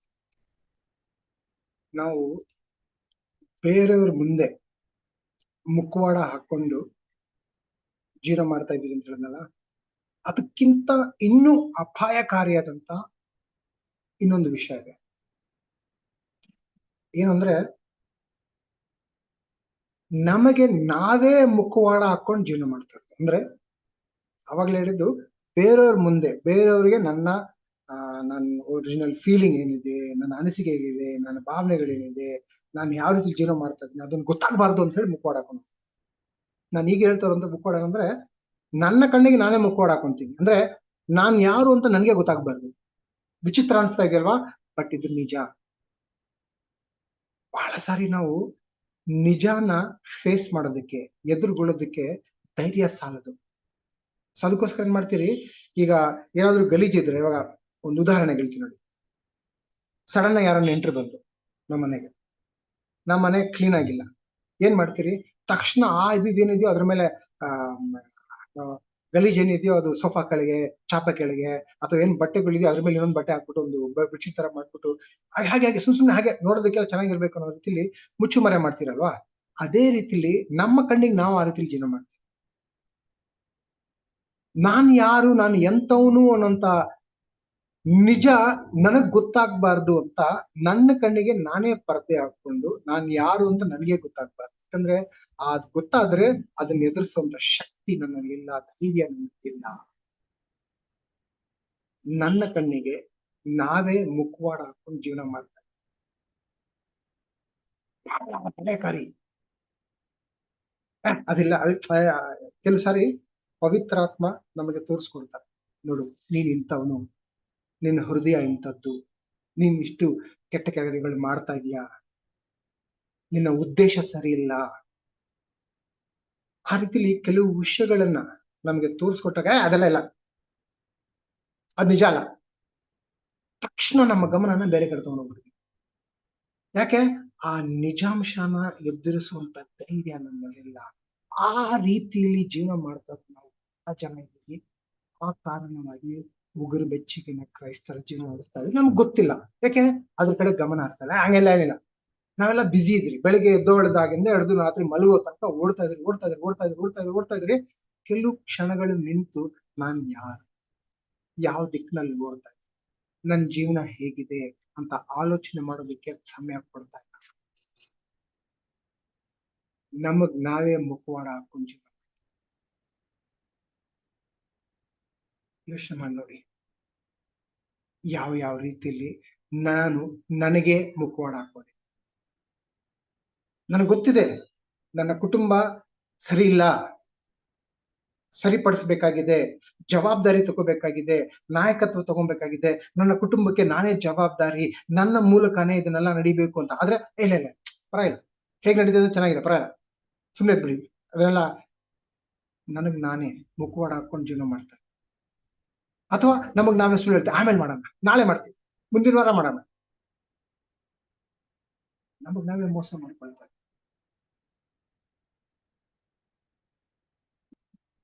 ನಟನೆ ಮಾಡ್ಕೊಂತದ್ದು, ಎಲ್ಲ ಚೆನ್ನಾಗಿದೆ. ಗಲೀಜಿದ್ಯಾ, ಎಷ್ಟು ಗಲೀಜಿದೆ ಗೊತ್ತಾದ್ರೆ ಅದನ್ನ ಬದಲಾವಣೆ ಮಾಡ್ಕೊಳ್ಳೋದಕ್ಕೆ ಪ್ರಯತ್ನ ಮಾಡ್ತೀವಿ. ಆದ್ರೆ ಅದಕ್ಕೆ ಸಮಯ ಮಾಡ್ತೀವಿ. ಏಕೆ? ನಮಗ್ ನಾವೇ ಮುಖವಾಡ. ನನ್ನ ಜೀವನದ ಈ ದಿನ ಯಾವ ಪರಿಸ್ಥಿತಿಲಿ ನಾನು ಇದೀನೋ ಅದಕ್ಕೆ ಕಾರಣ ಯಾರು, ಎಷ್ಟರ ಮಟ್ಟಿಗೆ ನಾನ್ ಕಾರಣನಾಗಿದ್ದೀನಿ, ಆ ನಿಜಾಂಶನ ತಿಳ್ಕೊಳ್ಳೋದಕ್ಕೆ ನಾವ್ ಯಾರು ಸಮಯ, ಯಾಕಂದ್ರೆ ಪಾಠ, ಆ ನಿಜ, ಆ ಸತ್ಯ ಎದುರಿಸ್ಕೊಳ್ಳಕ್ಕೆ ತಾಕತ್ ನಮ್ಮಲ್ಲಿ ಇಲ್ಲ. ಎಲ್ಲಿವರೆಗೂ ನಾನು ನನ್ನಿಂದ ದೂರ ಓಡ್ತಾ ಇರ್ತೀನೋ ಅಲ್ಲಿವರೆಗೂ ನನ್ನ ಕ್ರೈಸ್ತರ ಜೀವನ ಉಗುರು ಬೆಚ್ಚಗೆ ಇರುತ್ತೆ. ಅದೇ ರೀತಿಯಲ್ಲಿ ಬ್ರದರ್ಸ್ ಸಿಸ್ಟರ್ಸ್, ನಿಮ್ಮ ಜೀವನದಲ್ಲೂ ಕೂಡ ಎಲ್ಲಿವರೆಗೂ ನೀವು ನಿಮ್ಮಿಂದ ಓಡ್ತಾ ಇರ್ತೀರೋ ಉಗುರು ಬೆಚ್ಚಗೆ ಜೀವನ ಮಾಡಿಸ್ತಾ ಇರ್ತೀರಾ, ಸಂಪೂರ್ಣ ಆ ಸಂತೋಷ ನಿಮ್ಮಲ್ಲಿ ಇರಕ್ ಸಾಧ್ಯ ಇಲ್ಲ. ನಿಂತ್ಕೊಳ್ಳಿ, ಎಲ್ಲಿ ಓಡ್ತಾ ಇದ್ದೀರಿ? ನಿಂತ್ಕೊಳ್ಳಿ, ಸಮಯ ಕಿತ್ಕೊಳ್ಳಿ, ಸಮಯ ಮಾಡ್ಕೊಳ್ಳಿ. ನಾನು ಯಾರು? ನನಗೆ ಏನ್ ಬೇಕಾಗಿದೆ? ಯಾವ್ದು ನನಗೆ ನಿಜವಾಗ್ಲೂ ಸಂತೋಷ ಕೊಡುತ್ತೆ? ನನ್ನ ಕುಟುಂಬ ಹೇಗಿದೆ? ಹೇಗಿರಬಹುದು ನನ್ನ ಕುಟುಂಬ? ಎಲ್ಲಿ ತಪ್ಪು ಹೋಗ್ತಾ ಇದೆ? ಯಾರು ತಪ್ಪು ಮಾಡ್ತಾ ಇದ್ದಾರೆ? ಎಲ್ಲಿ ನನಗೆ ಸಹಾಯ ಬೇಕಾಗಿದೆ? ಎಲ್ಲಿ ಎಡುತ್ತಾ ಇದ್ದೀರಿ ನಾವು? ಎಲ್ಲಿ ಜಾರ್ ಬೀಳ್ತಾ ಇದ್ದೀರಿ? ಯಾವ ಕಾರಣವಾಗಿ ಜಾರ್ ಬೀಳ್ತಾ ಇದ್ದೀರಿ? ಎಷ್ಟರ ಮಟ್ಟಿಗೆ ಜಾರ್ ಬಿದ್ದಿದ್ದೀರಿ? ಯೋಚನೆ ಮಾಡಕ್ ಸಮಯ ಕೊಡ್ತಾ ಇಲ್ಲ. ನಮಗ್ ನಾವೇ ಮುಖ ಆಡ್ಕೊಂಡು ಎಲ್ಲ ಸರಿ ಇದೆ ಅನ್ಕೊಂಡು ನಮಗ್ ನಾವೇ ಮೋಸ ಮಾಡ್ತೀವಿ. ಇದಕ್ಕಿಂತ ಅಪಾಯಕಾರಿ ಬೇರೆ ಯಾವ್ದು? ಯೋಚನೆ ಮಾಡಿ ನೋಡಿ ಬ್ರದರ್ಸ್, ಸಿಸ್ಟರ್ಸ್, ಸ್ನೇಹಿತರೆ. ನನಗೆ ನಿಜಾಂಶ ಗೊತ್ತಾಗ್ಬಾರ್ದು, ಯಾಕಂದ್ರೆ ಅದಕ್ಕೆ ಎದುರಿಸುವಂತ ತಾಕತ್ತಿಲ್ಲ ಅಂತ ನನಗ್ ನಾನೇ ಮುಖ ಹಾಕೊಂಡು ಜೀವನ ಎಷ್ಟರ ಮಟ್ಟಿಗೆ ಮಾಡ್ತಾರೆ. ಪ್ರಶ್ನೆ ಕೇಳ್ಕೊಳ್ಳಿ. ಈ ಡಿಸೆಂಬರ್ ತಿಂಗಳಲ್ಲಿ ಬಹಳಷ್ಟು ಸಮಯ ಕೊಡಿ. ನನ್ನ ಜೀವನ ಹೇಗ್ ನಡೀತಾ ಇದೆ? ನನ್ನ ಕೆಲಸದ ಜೀವನ ಹೇಗ್ ನಡೀತಾ ಇದೆ? ಕುಟುಂಬದ ಜೀವನ ಹೇಗ್ ನಡೀತಾ ಇದೆ? ಆತ್ಮಿಕ ಜೀವನ ಹೇಗ್ ನಡೀತಾ ಇದೆ? ನನ್ನ ಸೇವೆಯ ಜೀವನ ಹೇಗ್ ನಡೀತಾ ಇದೆ? ದೇವ್ರಿಗೋಸ್ಕರ ನಾನು ಏನ್ ಮಾಡ್ತಾ ಇದ್ದೀನಿ? ನನ್ನ ಸಮಯ ಎಲ್ಲಿ ಖರ್ಚಾಗ್ತಾ ಇದೆ? ನನ್ನ ಹಣಕಾಸು ಎಲ್ಲಿ ಖರ್ಚಾಗ್ತಾ ಇದೆ? ನನ್ನ ಆಲೋಚನೆಗಳು ಎಂಥದ್ದು? ನನ್ನ ಅನಿಸಿಕೆ ಎಂಥದ್ದು? ನಾನು ಏನೇ ಮಾಡ್ತಾ ಇದ್ದೀನೋ ಯಾಕೆ ಮಾಡ್ತಾ ಇದ್ದೀನಿ? ನನ್ನ ಉದ್ದೇಶ ಏನು? ನನ್ನ ಜೀವನದ ಉದ್ದೇಶ ಏನು?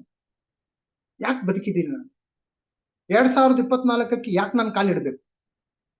ಸುಮ್ಮನೆ ಏನೋ ಇಡಬೇಕು, ಎಲ್ರು ಜೀವನ ಮಾಡ್ತಾ ಇದ್ದಾರೆ, ನಾನು ಜೀವನ ಮಾಡ್ಬೇಕು ಅನ್ಕೊಂಡು ಹೋಗ್ತಾ ಇದ್ದೀರಾ? ಅಥವಾ ಒಂದು ಉದ್ದೇಶ ಇದೆಯಾ? ಒಂದು ಕಾರಣ ಇದೆಯಾ? ಒಂದು ಪ್ರತ್ಯೇಕವಾದಂತ ಕಾರಣ ನನಗೆ ಅರ್ಥ ಆಗ್ತಿದ್ಯಾ? ದೇವ್ರು ನನ್ನನ್ನು ಯಾಕೆ ಸೃಷ್ಟಿ ಮಾಡಿದಾರಂತ ಆ ಕಾರಣಕ್ಕೋಸ್ಕರ ನಾನು ಜೀವನ ಮಾಡ್ತಾ ಇದ್ದೀನಿ. ಸಮಯ ತಗೊಂಡು ಆಲೋಚನೆ ಮಾಡೋಣ. ದಯವಿಟ್ಟು ಬ್ರದರ್ ಸಿಸ್ಟರ್ಸ್, ಈ ಜೀವನದಲ್ಲಿ ಓಡ್ತಾ ಓಡ್ತಾ ಓಡ್ತಾ ಓಡ್ತಾ ಓಡ್ತಾ ಆ ಓಟ ಸ್ವಲ್ಪ ನಿಲ್ಲಿಸಿ ಆಲೋಚನೆ ಓಡ್ಬೇಕು. ಸಮಯ ಇಲ್ಲ, ಬಹಳ ಕಮ್ಮಿ ಇದೆ, ಓಡ್ಬೇಕು ಖಂಡಿತ. ಆದ್ರೆ ಆವಾಗ ಬ್ರೇಕ್ ತಗೋ. ಕೆಲವು ನಿಮಿಷಗಳು ಆಲೋಚನೆ ಮಾಡುವಂತ ಬ್ರೇಕ್ ತಗೊಳ್ಳಿ. ಎಷ್ಟರ ಮಟ್ಟಿಗೆ ನಾನು ನನಗೆ ಮುಖವಾಡ ಹಾಕೊಂಡು ಜೀವನ ಮಾಡ್ತಾ ಇದ್ದೀನಿ ಆಲೋಚನೆ ಮಾಡಿ. ದೇವ್ರು ಏನಂತಾರೆ ಗೊತ್ತಾ? ನನಗೆ ಗೊತ್ತಿದೆ ಮಗ, ನನಗೆ ಗೊತ್ತಿದೆ ಮಗಳೇ, ನೀನ್ ಎಷ್ಟು ವ್ಯಥೆ ಪಡ್ತಾ ಇದೀಯ, ಎಷ್ಟು ಕಷ್ಟ ಅನುಭವಿಸ್ತಾ ಇದೀಯ, ಎಷ್ಟು ಒದ್ದಾಡ್ತಾ ಇದೀಯ, ನಿನ್ನ ಆ ಕಷ್ಟದ ಜೀವನದಲ್ಲಿ ಎಷ್ಟು ಯಾತನೆ ಅನುಭವಿಸ್ತಾ ಇದೆಯಾ ನನಗೆ ಗೊತ್ತಿದೆ. ಅದಕ್ಕೆ 19ನೇ ವಚನದಲ್ಲಿ ಹೇಳ್ತಾರೆ, ನಾನು ಯಾರನ್ನು ಪ್ರೀತಿಸುತ್ತೇನೋ ಅವರನ್ನು ಗದರಿಸುತ್ತೇನೆ ಮತ್ತು ಶಿಕ್ಷಿಸುತ್ತೇನೆ. ಅಕಸ್ಮಾತ್ ನನ್ನ ಜೀವನದಲ್ಲಿ ಕೆಲವು ಕಷ್ಟಗಳನ್ನ ಒಳಗಾಗ್ತಾ ಇದ್ದೀರಿ, ಕೆಲವು ನಷ್ಟಗಳು ಒಳಗಾಗ್ತಾ ಇದ್ದೀರಿ, ಕೆಲವು ತೊಂದರೆಗಳು ಒಳಗಾಗ್ತಾ ಇದೆ ಅಂದ್ರೆ ಬಹುಶಃ ದೇವರು ನಮಗೆ ಶಿಕ್ಷಿಸ್ತಾ ಇದೆ, ಗದರಿಸ್ತಾ ಇದೆ. ಅದು ಕೋಪದಿಂದ ಅಲ್ಲ. ಈ ವಚನ ಹೇಳ್ತಾ ಇದೆ ಪ್ರೀತಿಯಿಂದ. ಯಾರ್ಯಾರನ್ನ ನಾನು ಪ್ರೀತಿಸುತ್ತೇನೋ ಅವ್ರಿಗೆ ಮಾತ್ರ ಗದರಿಸ್ತೀನಿ, ಅವ್ರಿಗೆ ಮಾತ್ರ ಶಿಕ್ಷಿಸುತ್ತೇನೆ.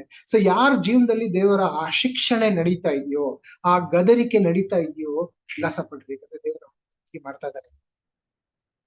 ಯಾರ ಜೀವನದಲ್ಲಿ ಎಲ್ಲ ಆರಾಮಾಗಿ ನಡೀತಾ ಇದೆ, ಯಾವುದೇ ತೊಂದರೆ ಇಲ್ಲ ಅನ್ನಿಸ್ತಾ ಇದೆ, ದೊಡ್ಡ ತೊಂದರೆ ಯಾವುದೂ ಇಲ್ಲ, ಆರಾಮಾಗಿ ನಡೀತಾ ಇದೆ, ಸ್ವಲ್ಪ ಸ್ವಲ್ಪ ಆ ಕಡೆ ಈ ಕಡೆ ಇದೆ, ಬಟ್ ಆರಾಮಾಗಿ ನಡೀತಾ ಇದೆ ಅಂದ್ರೆ ಬಹುಶಃ ದೇವ್ರು ನಮ್ಮನ್ನು ಬಿಟ್ಕೊಟ್ಬಿಟ್ಟಿದಾರ. ಯಾಕಂದ್ರೆ ವಚನ ನಾನು ಹೇಳ್ತಾ ಇಲ್ಲ, ಈ ರೀತಿಯಲ್ಲಿ ಆಲೋಚನೆ ಮಾಡೋದು ನಮ್ಗೆ ಗಾಬರಿ ಆಗ್ತಾ ಇದೆ. ಬಟ್ ಈ ವಚನ ಏನ್ ಹೇಳ್ತಾ ಇದೆ?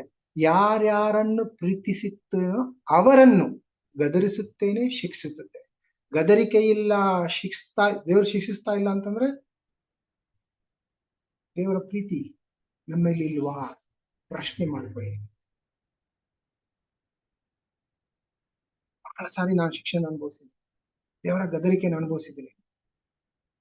ಖುಷಿ ಆಗುತ್ತೆ. ದೇವ್ರಿಗೆ ಅದೇ ಪ್ರಾರ್ಥನೆ ಮಾಡ್ತೀನಿ, ದೇವರೇ ಬಿಟ್ಕೊಟ್ಬಿಡ್ಬೇಡ. ಹೌದು, ನಾನು ಕೆಟ್ಟವನೇ, ಕೆಟ್ಟ ವಿಚಾರಗಳು ಬಹಳ ಇದೆ ನನ್ನಲ್ಲಿ, ಸಂಪೂರ್ಣ ಆ ಒಂದು ಒಳ್ಳೆತನ ಇನ್ನೂ ನಾನು ಹೊಂದಿಲ್ಲ, ಬಿಟ್ಕೊಟ್ಬೇಡ. ಪ್ರಯತ್ನ ಪಡ್ತಾ ಇದ್ದೀನಿ, ಕೆಳಗ್ ಬೀಳ್ತೀನಿ ಮತ್ತೆ ಎದ್ದೇಳ್ತೀನಿ. ಶಿಕ್ಷಿಸಿ, ಗದರಿಸಿ, ನಿಮ್ಮ ಪ್ರೀತಿ ತೋರಿಸಿ ಪ್ರಾರ್ಥನೆ ಮಾಡ್ತೀನಿ. ಅದೇ ರೀತಿ ನನ್ನ ಪ್ರಾರ್ಥನೆ ಈ ತರನು ಇಡುತ್ತೆ. ಯಾಕಂದ್ರೆ ಅವರ ಸಂಪೂರ್ಣ ಶಿಕ್ಷಣೆಗೆ, ಅವರ ಸಂಪೂರ್ಣ ಗದರಿಕೆಗೆ ನಾನು ತಡ್ಕೊಳಕ ನನ್ನ ಪ್ರಾರ್ಥನೆ ಇದಿರುತ್ತೆ. ಪೂರ್ತಿ ಕಡೆ ಹೋಗ್ಬಿಡಿ, ಸ್ವಲ್ಪ ನನಗೆ ಶಿಕ್ಷಣ ಕೊಡಿ, ಸ್ವಲ್ಪ ಗದರಿಕೆ. ಯಾಕಂದ್ರೆ ನಿಮ್ಮ ಪೂರ್ತಿ ಶಿಕ್ಷಣ ತಗೊಳ್ಳುವಂತ ಶಕ್ತಿ ನನಗೆ ಇಲ್ಲ. ನನ್ನ ಮೇಲೆ ಕನಿಕರ ಇಟ್ಟು ಸ್ವಲ್ಪ ನನ್ನನ್ನು ಗದರಿಸಿ, ಸ್ವಲ್ಪ ನನ್ನನ್ನ ಶಿಕ್ಷಣ ಕೊಟ್ಟು ನಡೆಸಿ ಅಂತ ನಾನು ಪ್ರಾರ್ಥನೆ ಆಲೋಚನೆ ಮಾಡಿ. ಅಷ್ಟೇ ಅಲ್ದಿರ ಮುಂದಿನ ವಚನ ಅದ್ಭುತವಾಗಿರುತ್ತೆ ನೋಡಿ. ಏನ್ ಹೇಳ್ತಾರೆ ಯೇಸು ಕ್ರಿಸ್ತ, ಆದುದರಿಂದ ನೀನು ಆಸಕ್ತನಾಗಿರು, ದೇವರ ಕಡೆಗೆ ತಿರುಗಿಕೋ. ಇಗೋ, ಬಾಗಿಲಲ್ಲಿ ನಿಂತುಕೊಂಡು ತಟ್ಟುತ್ತಾ ಇದ್ದೇನೆ. ಯಾವನಾದರೂ ನನ್ನ ಶಬ್ದವನ್ನು ಕೇಳಿ ಬಾಗಿಲನ್ನು ತೆರೆದರೆ ನಾನು ಒಳಗೆ ಬಂದು ಅವನ ಸಂಗಡ ಊಟ ಮಾಡುವೆನು, ಅವನು ನನ್ನ ಸಂಗಡ ಊಟ ಮಾಡುವೆನು ಅಂತ ಇದ್ದಾರೆ. ಪ್ರತಿಯೊಬ್ಬರ ಹೃದಯದ ಬಾಗಿಲು ತಡ್ತಾರೆ. ಈ ವಾರ ಕೂಡ ನಮ್ಮ ಜೀವನದಲ್ಲಿ ಏನೆಲ್ಲ ಸಂಗತಿಗಳು ನಡೆದಿದೆಯೋ ಅದನ್ನ ಸ್ವಲ್ಪ ಪರಿಗಣಿಸಿ ನೋಡಿದ್ರೆ ನಿಮಗೆ ಅರ್ಥ ಆಗತ್ತೆ ಎಷ್ಟು ಸಾರಿ ಯೇಸು ಕ್ರಿಸ್ತರು ನಮ್ಮ ಹೃದಯದ ಬಾಗಿಲು ತಟ್ಟಿದ್ರು. ತಡ್ತಾನೆ ಇರ್ತಾರೆ, ಯಾಕಂದ್ರೆ ಅವ್ರ ಪ್ರೀತಿ ಎಷ್ಟು ಅಪಾರವಾದ. ಅವ್ರು ಬೇಕಿದ್ರೆ ಬಾಗಿಲನ್ನ ದಾಟ್ಕೊಂಡು ಒಳಗ್ ಬರ್ತಾರೆ, ಬಾಗಿಲನ್ನ ಮುರಿದಾಕೊಂಡು ಒಳಗ್ ಬರ್ತಾರೆ. ಆದ್ರೆ ಬಾಗಿಲನ್ನು ತಟ್ಟು ಅವರು ಹೊರಗಡೆ ಕಾಯ್ತಾರೆ. ಮಗ, ಮಗಳೇ, ಯಾರ್ ಬಾಗಿಲನ್ನು ತೆರೀತಾರೋ ಯೇಸು ಕ್ರಿಸ್ತರ ಅವ್ರ ಹೃದಯದ ಒಳಗೆ ಬಂದು, ಅವ್ರ ಮನಸ್ಸಿನ ಒಳಗ್ ಬಂದು, ಅವ್ರ ಜೀವನದ ಒಳಗ್ ಬಂದು ಅವ್ರ ಸಂಗಡ ಊಟ ಮಾಡ್ತಾರೆ ಅಂತ. ಈ ವಚನ ಓದಿದಾಗ ನನಗೆ ಒಂದು ಕಲ್ಪನೆ ಮಾಡ್ಕೊಂಡೆ. ಶಿಷ್ಯರೆಲ್ಲ ಆ ಒಂದು ಕರ್ತರ ಭೋಜನದಲ್ಲಿ, ಕಡೆಯ ಭೋಜನದಲ್ಲಿ ಪಾಲ್ಗೊಂಡಾಗ ಹೇಗಿರ್ಬೋದು? ಆ ಭೋಜನದಲ್ಲಿ ಪಾಲ್ಗೊಳ್ಬೇಕಾದ್ರೆ ಅವ್ರು ಮಜಾ ಮಾಡ್ತಾ ಇದ್ರು, ಕ್ವಶನ್ ಕೇಳ್ತಾ ಇದ್ರು, ಇದು ಕುಣಿತಾ ಇದ್ರು, ಅದು ತಿಂತಾ ಇದ್ರು, ಇದು ಕುಡಿತಾ ಇದ್ರು, ಅದು ಕುಡಿತಾ ಇದ್ರು, ಎಲ್ಲ ನಡೀತಾ ಇರುತ್ತೆ.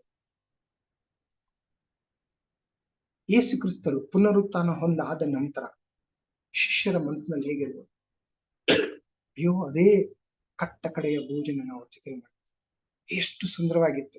ಅವ್ರ ಹತ್ರ ಮಾತಾಡಿದ್ರಿ, ಈ ಪ್ರಶ್ನೆ ಕೇಳಿದ್ರಿ, ಆ ಪ್ರಶ್ನೆ ಕೇಳಿದ್ರಿ, ಹೀಗ್ ನಗಾಡಿದ್ರಿ, ಅವ್ರು ಇದನ್ನ ಹೇಳಿದ್ರು, ಅವ್ರು ಅದನ್ನ ಮಾಡಿದ್ರು.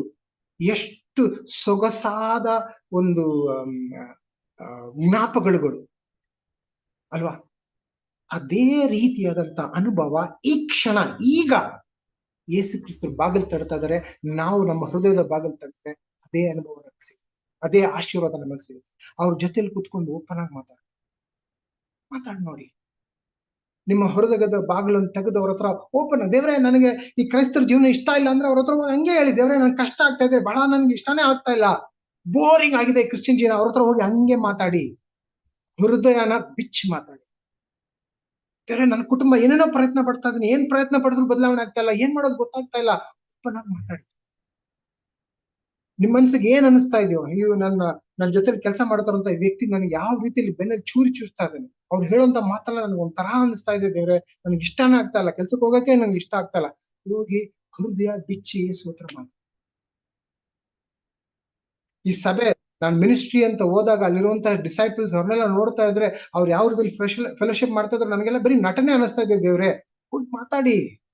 ನಮ್ಮ ನಾಯಕರು, ಅಯ್ಯೋ ಅವ್ರ ಬಗ್ಗೆ ಹಿಂಗೆ ಹಾಗೆ ನಿಮ್ಗೆ ಏನ್ ಅನಿಸ್ತಾ ಇದೆಯೋ ಅದನ್ನೆಲ್ಲ ಹೋಗಿ ಡೈರೆಕ್ಟ್ ಆಗಿ ಮಾತಾಡಿ ಯೇಸು ಕ್ರಿಸ್ತರ ಹತ್ರ. ದೇವರು ಯಾವ ರೀತಿಯಲ್ಲಿ ನಿಮಗೆ ಉತ್ತರ ಕೊಡ್ತಾರೆ, ಯಾವ ರೀತಿಯಲ್ಲಿ ನಿಮಗೆ ಸಂತೈಸ್ತಾರೆ, ಯಾವ ರೀತಿಯಲ್ಲಿ ನಿಮ್ಗೆ ತೃಪ್ತಿ ಪಡಿಸ್ತಾರೆ, ಯಾವ ರೀತಿಯಲ್ಲಿ ನಿಮ್ಗೆ ಮಾರ್ಗದರ್ಶನ ನೀಡ್ತಾರೆ ಅಂದ್ರೆ ಎಷ್ಟು ಅದ್ಭುತವಾದ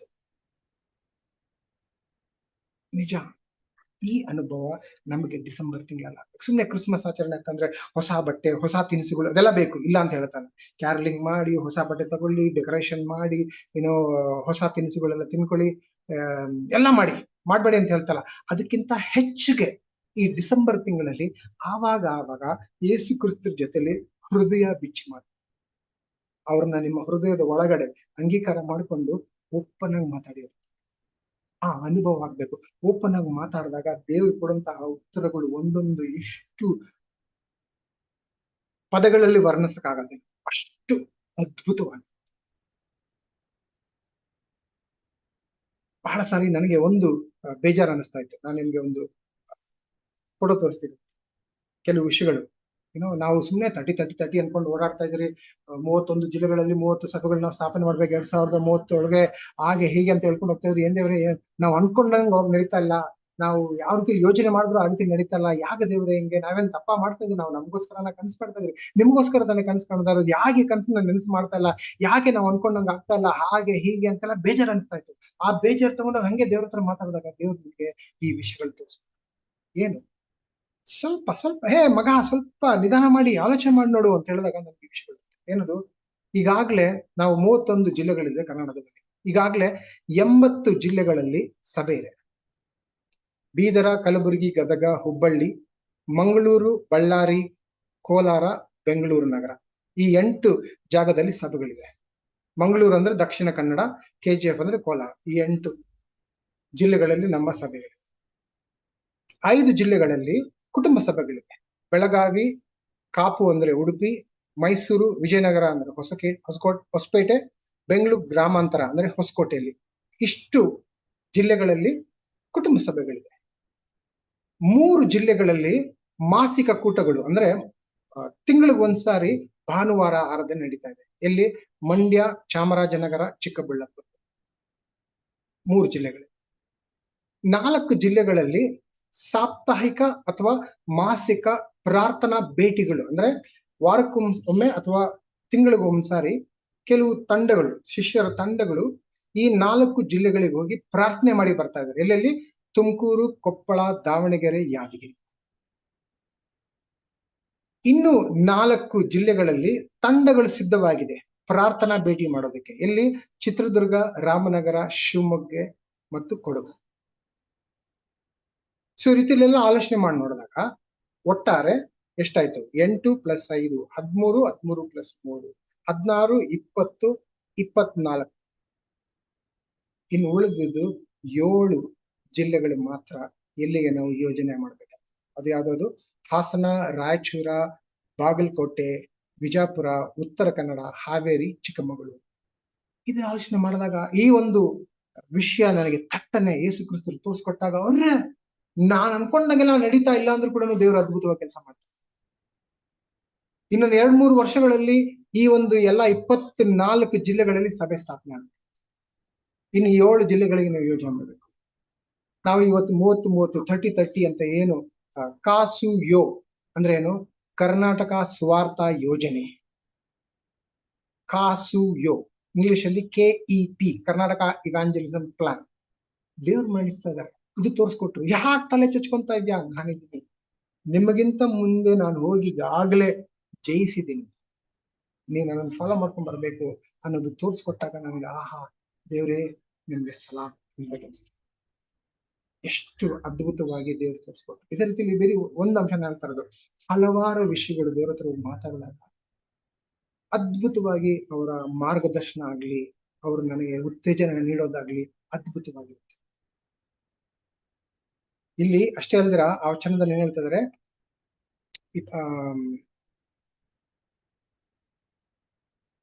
ಮುಂದಿನ ವಚನವನ್ನು ನೋಡೋಣ. ನಾನು ಜಯ ಹೊಂದಿ ಅಂದ್ರೆ 21ನೇ ವಚನ. ನಾನು ಜಯ ಹೊಂದಿ ನನ್ನ ತಂದೆಯೊಡನೆ ಸಿಂಹಾಸನದಲ್ಲಿ ಕೂತುಕೊಂಡೆನು, ಹಾಗೆಯೇ ಜಯ ಹೊಂದುವವರನ್ನು ನನ್ನೊಡನೆ ಸಿಂಹಾಸನದಲ್ಲಿ ಕೂತುಕೊಳ್ಳುವಂತೆ ಮಾಡುವೆನು. ದೇವರ ಆತ್ಮನು ಸಭೆಗಳಿಗೆ ಹೇಳುವುದನ್ನು ಕಿವಿಯುಳ್ಳವನು ಕೇಳಲಿ. ಅಂದ್ರೆ ಇಲ್ಲಿರುವಂತಹ ಕ್ರೈಸ್ತರ ಜೀವನನೇ ಉಗುರು ಬೆಚ್ಚಿಗೆ ಬಿಟ್ಬಿಟ್ಟು, ಸ್ವ ಅವಲಂಬನೆ, ಸ್ವ ಸಂಪೂರ್ಣತೆ ಬಿಟ್ಬಿಟ್ಟು ದೇವರಿಂದ ನಾವು ಪಡೆದುಕೊಂಡು ಸಂಪೂರ್ಣ ಸಂತೋಷವಾಗಿ ಜೀವನ ಮಾಡೋದೇ ಒಂದು ಅದ್ಭುತವಾದಂತ ವಿಷಯ. ಇಷ್ಟೇ ಅಲ್ದಿರ ದೇವ್ರು ಹೇಳ್ತಾ ಇದಾರೆ, ನಾನು ತಂದೆಯೊಡನೆ ಸಿಂಹಾಸನದಲ್ಲಿ ಕೂತುಕೊಂಡಾಗ ನನ್ನೊಡನೆ ನಿಮ್ಮನ್ನೆಲ್ಲ ಕರ್ಕೊಂಡು ಹೋಗ್ತೀನಿ, ನಿಮ್ಮನ್ನೆಲ್ಲ ಕೂರಿಸ್ಕೊಂತೀನಿ. ಅಲ್ಲಿ ಹೇಗಿರುತ್ತೆ? ಸ್ವರ್ಗ ಹೇಗಿರುತ್ತೆ? ಎಷ್ಟು ಮಟ್ಟಿಗೆ ನಾವು ಅದ್ರ ಬಗ್ಗೆ ಆವಾಗ ಯೋಚನೆ ಮಾಡ್ತೀವಿ? ಎಷ್ಟು ಮಟ್ಟಿಗೆ ಆ ಕಲ್ಪನೆ ನಮ್ಗೆ ನಿಜ ಆಗಿದೆ? ಪರಲೋಕ ಅನ್ನೋದು ಸತ್ಯ ನಿತ್ಯ ಜೀವನ. ಬಹಳ ಸಾರಿ ಏನಾಗ್ಬಿಟ್ಟಿದೆ ನಮ್ಮ ಕ್ರೈಸ್ತರ ಜೀವನದಲ್ಲಿ ಈ ನಿತ್ಯ ಜೀವನ ಹೇಳಿ ಹೇಳಿ ಪರಲೋಕ ಸ್ವರ್ಗ ಹೇಳಿ ಹೇಳಿ ಹೇಳಿ ಹೇಳಿ ಅದು ಸಪ್ಪೆ ಆಗ್ಬಿಟ್ಟಿದೆ. ಅದರ ರುಚಿ ನಾವು ಕಳ್ಕೊಂಡ್ಬಿಟ್ಟಿದ್ದೀರಿ. ಇದು ಸತ್ಯ. ಪರಲೋಕ ಅನ್ನೋದು ಸತ್ಯ ನಿತ್ಯ ಜೀವನ. ಅದು ಯಾವತ್ತು ಸಪ್ಪೆ ಆಗ್ಬಾರ್ದು. ನೀವು ಏನೆಲ್ಲ ಊಹೆ ಮಾಡ್ಕೊಳ್ತೀರೋ ಆ ಊಹೆ ಆ ಕಲ್ಪನೆಗೆ ಮೀರಿ ಇರುವಂತ ಜೀವನನೇ ಆ ನಿತ್ಯ ಜೀವನ. ಹೇಗಿರ್ಬೋದು? ನಾವು ಪರಲೋಕಕ್ಕೆ ಹೋಗ್ಬೇಕಾದ್ರೇನೆ ಆ ಎಂಟ್ರೆನ್ಸ್ ಗೇಟ್ ಅಲ್ಲೇನೆ ಯೇಸು ಕ್ರಿಸ್ತರು ನಮಗೋಸ್ಕರ ವಾದ ಮಾಡಿ, ದೇವ್ರೆ ಇವ್ರಿಗೆ ಶಿಕ್ಷೆ ಪಡಬಾರ್ದು, ಯಾಕಂದ್ರೆ ಇವ್ರ ಶಿಕ್ಷೆನ ನಾನ್ ತಗೊಂಡಿದ್ದೀನಿ ಅಂತ ಹೇಳಿ ನಮ್ಮನ್ನ ಸ್ವರ್ಗ ಕರ್ಕೊಂಡು ಹೋಗ್ಬೇಕಾದ್ರೆ ಅವ್ರು ಅಪ್ಕೊಂಡು ಒಳಗ ಬಾ ಅಂತ ಕರೆದಾಗ ಆ ಅಪ್ಪುಗೆ ಹೇಗಿರುತ್ತೆ ಕಲ್ಪನೆ ಮಾಡಿ ನೋಡ್ಕೊಳ್ಳಿ. ಸ್ವರ್ಗಕ್ಕೆ ಹೋದ್ಮೇಲೆ ಅಲ್ಲಿರುವಂತ ಜನರ ಜೊತೆಲೆಲ್ಲ ನಮ್ಮ ಅನ್ಯೋನ್ಯತೆ ಹೇಗಿರುತ್ತೆ? ಮೋಸಸ್ ಹತ್ರ ಮಾತಾಡ್ತೀವಿ, ಪೌಲರ ಹತ್ರ ಮಾತಾಡ್ತೀವಿ, ದಾವಿದರ ಹತ್ರ ಮಾತಾಡ್ತೀವಿ. ಹೇಗಿರ್ಬೋದು ನಮ್ಮ ಸಂಭಾಷಣೆ? ಅದು ಬರೀ ಕೆಲವು ಕಾಲಗಳಲ್ಲ. ನಾವ್ ಯಾವ್ದು ರಿಟ್ರೀಟ್ಗಾಗ್ಲಿ ಯಾವ್ದೋ ಮೀಟಿಂಗ್ ಒಳಗೆ ಹೋದ್ರೆ 2-3 ಅವರ್ ಅಥವಾ 2-3 ದಿನಗಳು ವಾಪಸ್ ಬಂದ್ಬಿಡ್ತೀವಿ. ಇದು ನಿತ್ಯವಾಗಿ ಹೀಗೆ ಇರುತ್ತೆ ನಮ್ಮ ಸಂಭಾಷಣೆ. ದೇವ್ರ ಹತ್ರ ಮಾತಾಡ್ತಾನೇ ಇರ್ಬೋದು, ಏನ್ ಬೇಕಾದ್ರೂ ಮಾತಾಡ್ಬೋದು. ಕಷ್ಟ ಇಲ್ಲ, ನೋವಿಲ್ಲ, ಪಾಪ ಇಲ್ಲ, ಮರಣ ಇಲ್ಲ. ಅಂಥ ನಿತ್ಯ ಜೀವನ ಇದು ಸತ್ಯ ನಿತ್ಯ ಜೀವನ.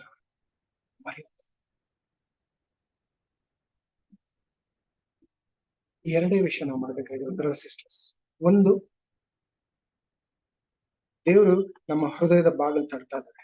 ನಮ್ಮ ಹೃದಯದ ಬಾಗಿಲು ತೆರೆದು ಅವ್ರನ್ನ ಒಳಗ್ ಹಾಕ್ಬಿಡ. ಹಂಗಂದ್ರೆ ಅರ್ಥ ಏನು? ಅವಾಗ ಹೃದಯ ಬಿಚ್ಚಿ ಓಪನ್ ಆಗಿ ಸಂಭಾಷಣೆ ಮಾಡಿದ್ದೇವೆ. ಅವ್ರಿಗೆ ನಿಮ್ಗೆ ಏನ್ ಅನ್ನಿಸ್ತಾ ಇದೆಯೋ, ನಿಮ್ ಕಷ್ಟ ಅನಿಸ್ತಾ ಇದೆ, ನೋವು ಅನಿಸ್ತಾ ಇದೆ, ಜುಗುಪ್ಸೆ ಅನಿಸ್ತಾ ಇದೆ, ಏನ್ ಅನ್ನಿಸ್ತಾ ಇದೆಯೋ ಮನಸ್ಸು ಬಿಚ್ಚಿ ಮಾತಾಡಿ ಅವ್ರು ಏನ್ ಹೇಳ್ತಾ ಇದ್ರೋ ಕಿವಿಗುಡಿ. ಹಲವಾರು ರೀತಿಯಲ್ಲಿ ಮಾತಾಡ್ತಾರೆ. ಅವ್ರೇನು ಬಂದ್ಬಿಟ್ಟು, ಓ ಕಿರಣ್, ನಾನು ದೇವರು, ನಾನ್ ಮಾತಾಡ್ತಾ ಇದ್ದೀನಿ ಕೇಳಿಸ್ಕೋ, ಆ ರೀತಿಯಲ್ಲಿ ಧ್ವನಿಯಲ್ಲಿ ಮಾತಾಡಬಹುದು ಅವ್ರು ಬೇಕಂದ್ರೆ. ಬಟ್ ಅದೊಂದೇ ಅಲ್ಲ, ಹಲವಾರು ವಿಧದಲ್ಲಿ ನೀವು ಮೈಯೆಲ್ಲ ಕಿವಿಯಾಗಿ ಕೇಳಿಸ್ಬೇಕು. ಅವರ ಉತ್ತರಕ್ಕೋಸ್ಕರ ಯಾವಾಗ ನೀವು ಮಾತಾಡಿದ್ರು ಅದಾಗಿನಿಂದ ಅವ್ರ ಉತ್ತರಕ್ಕೋಸ್ಕರ ಇಡೀ ದಿನ ಕಾಯಿ.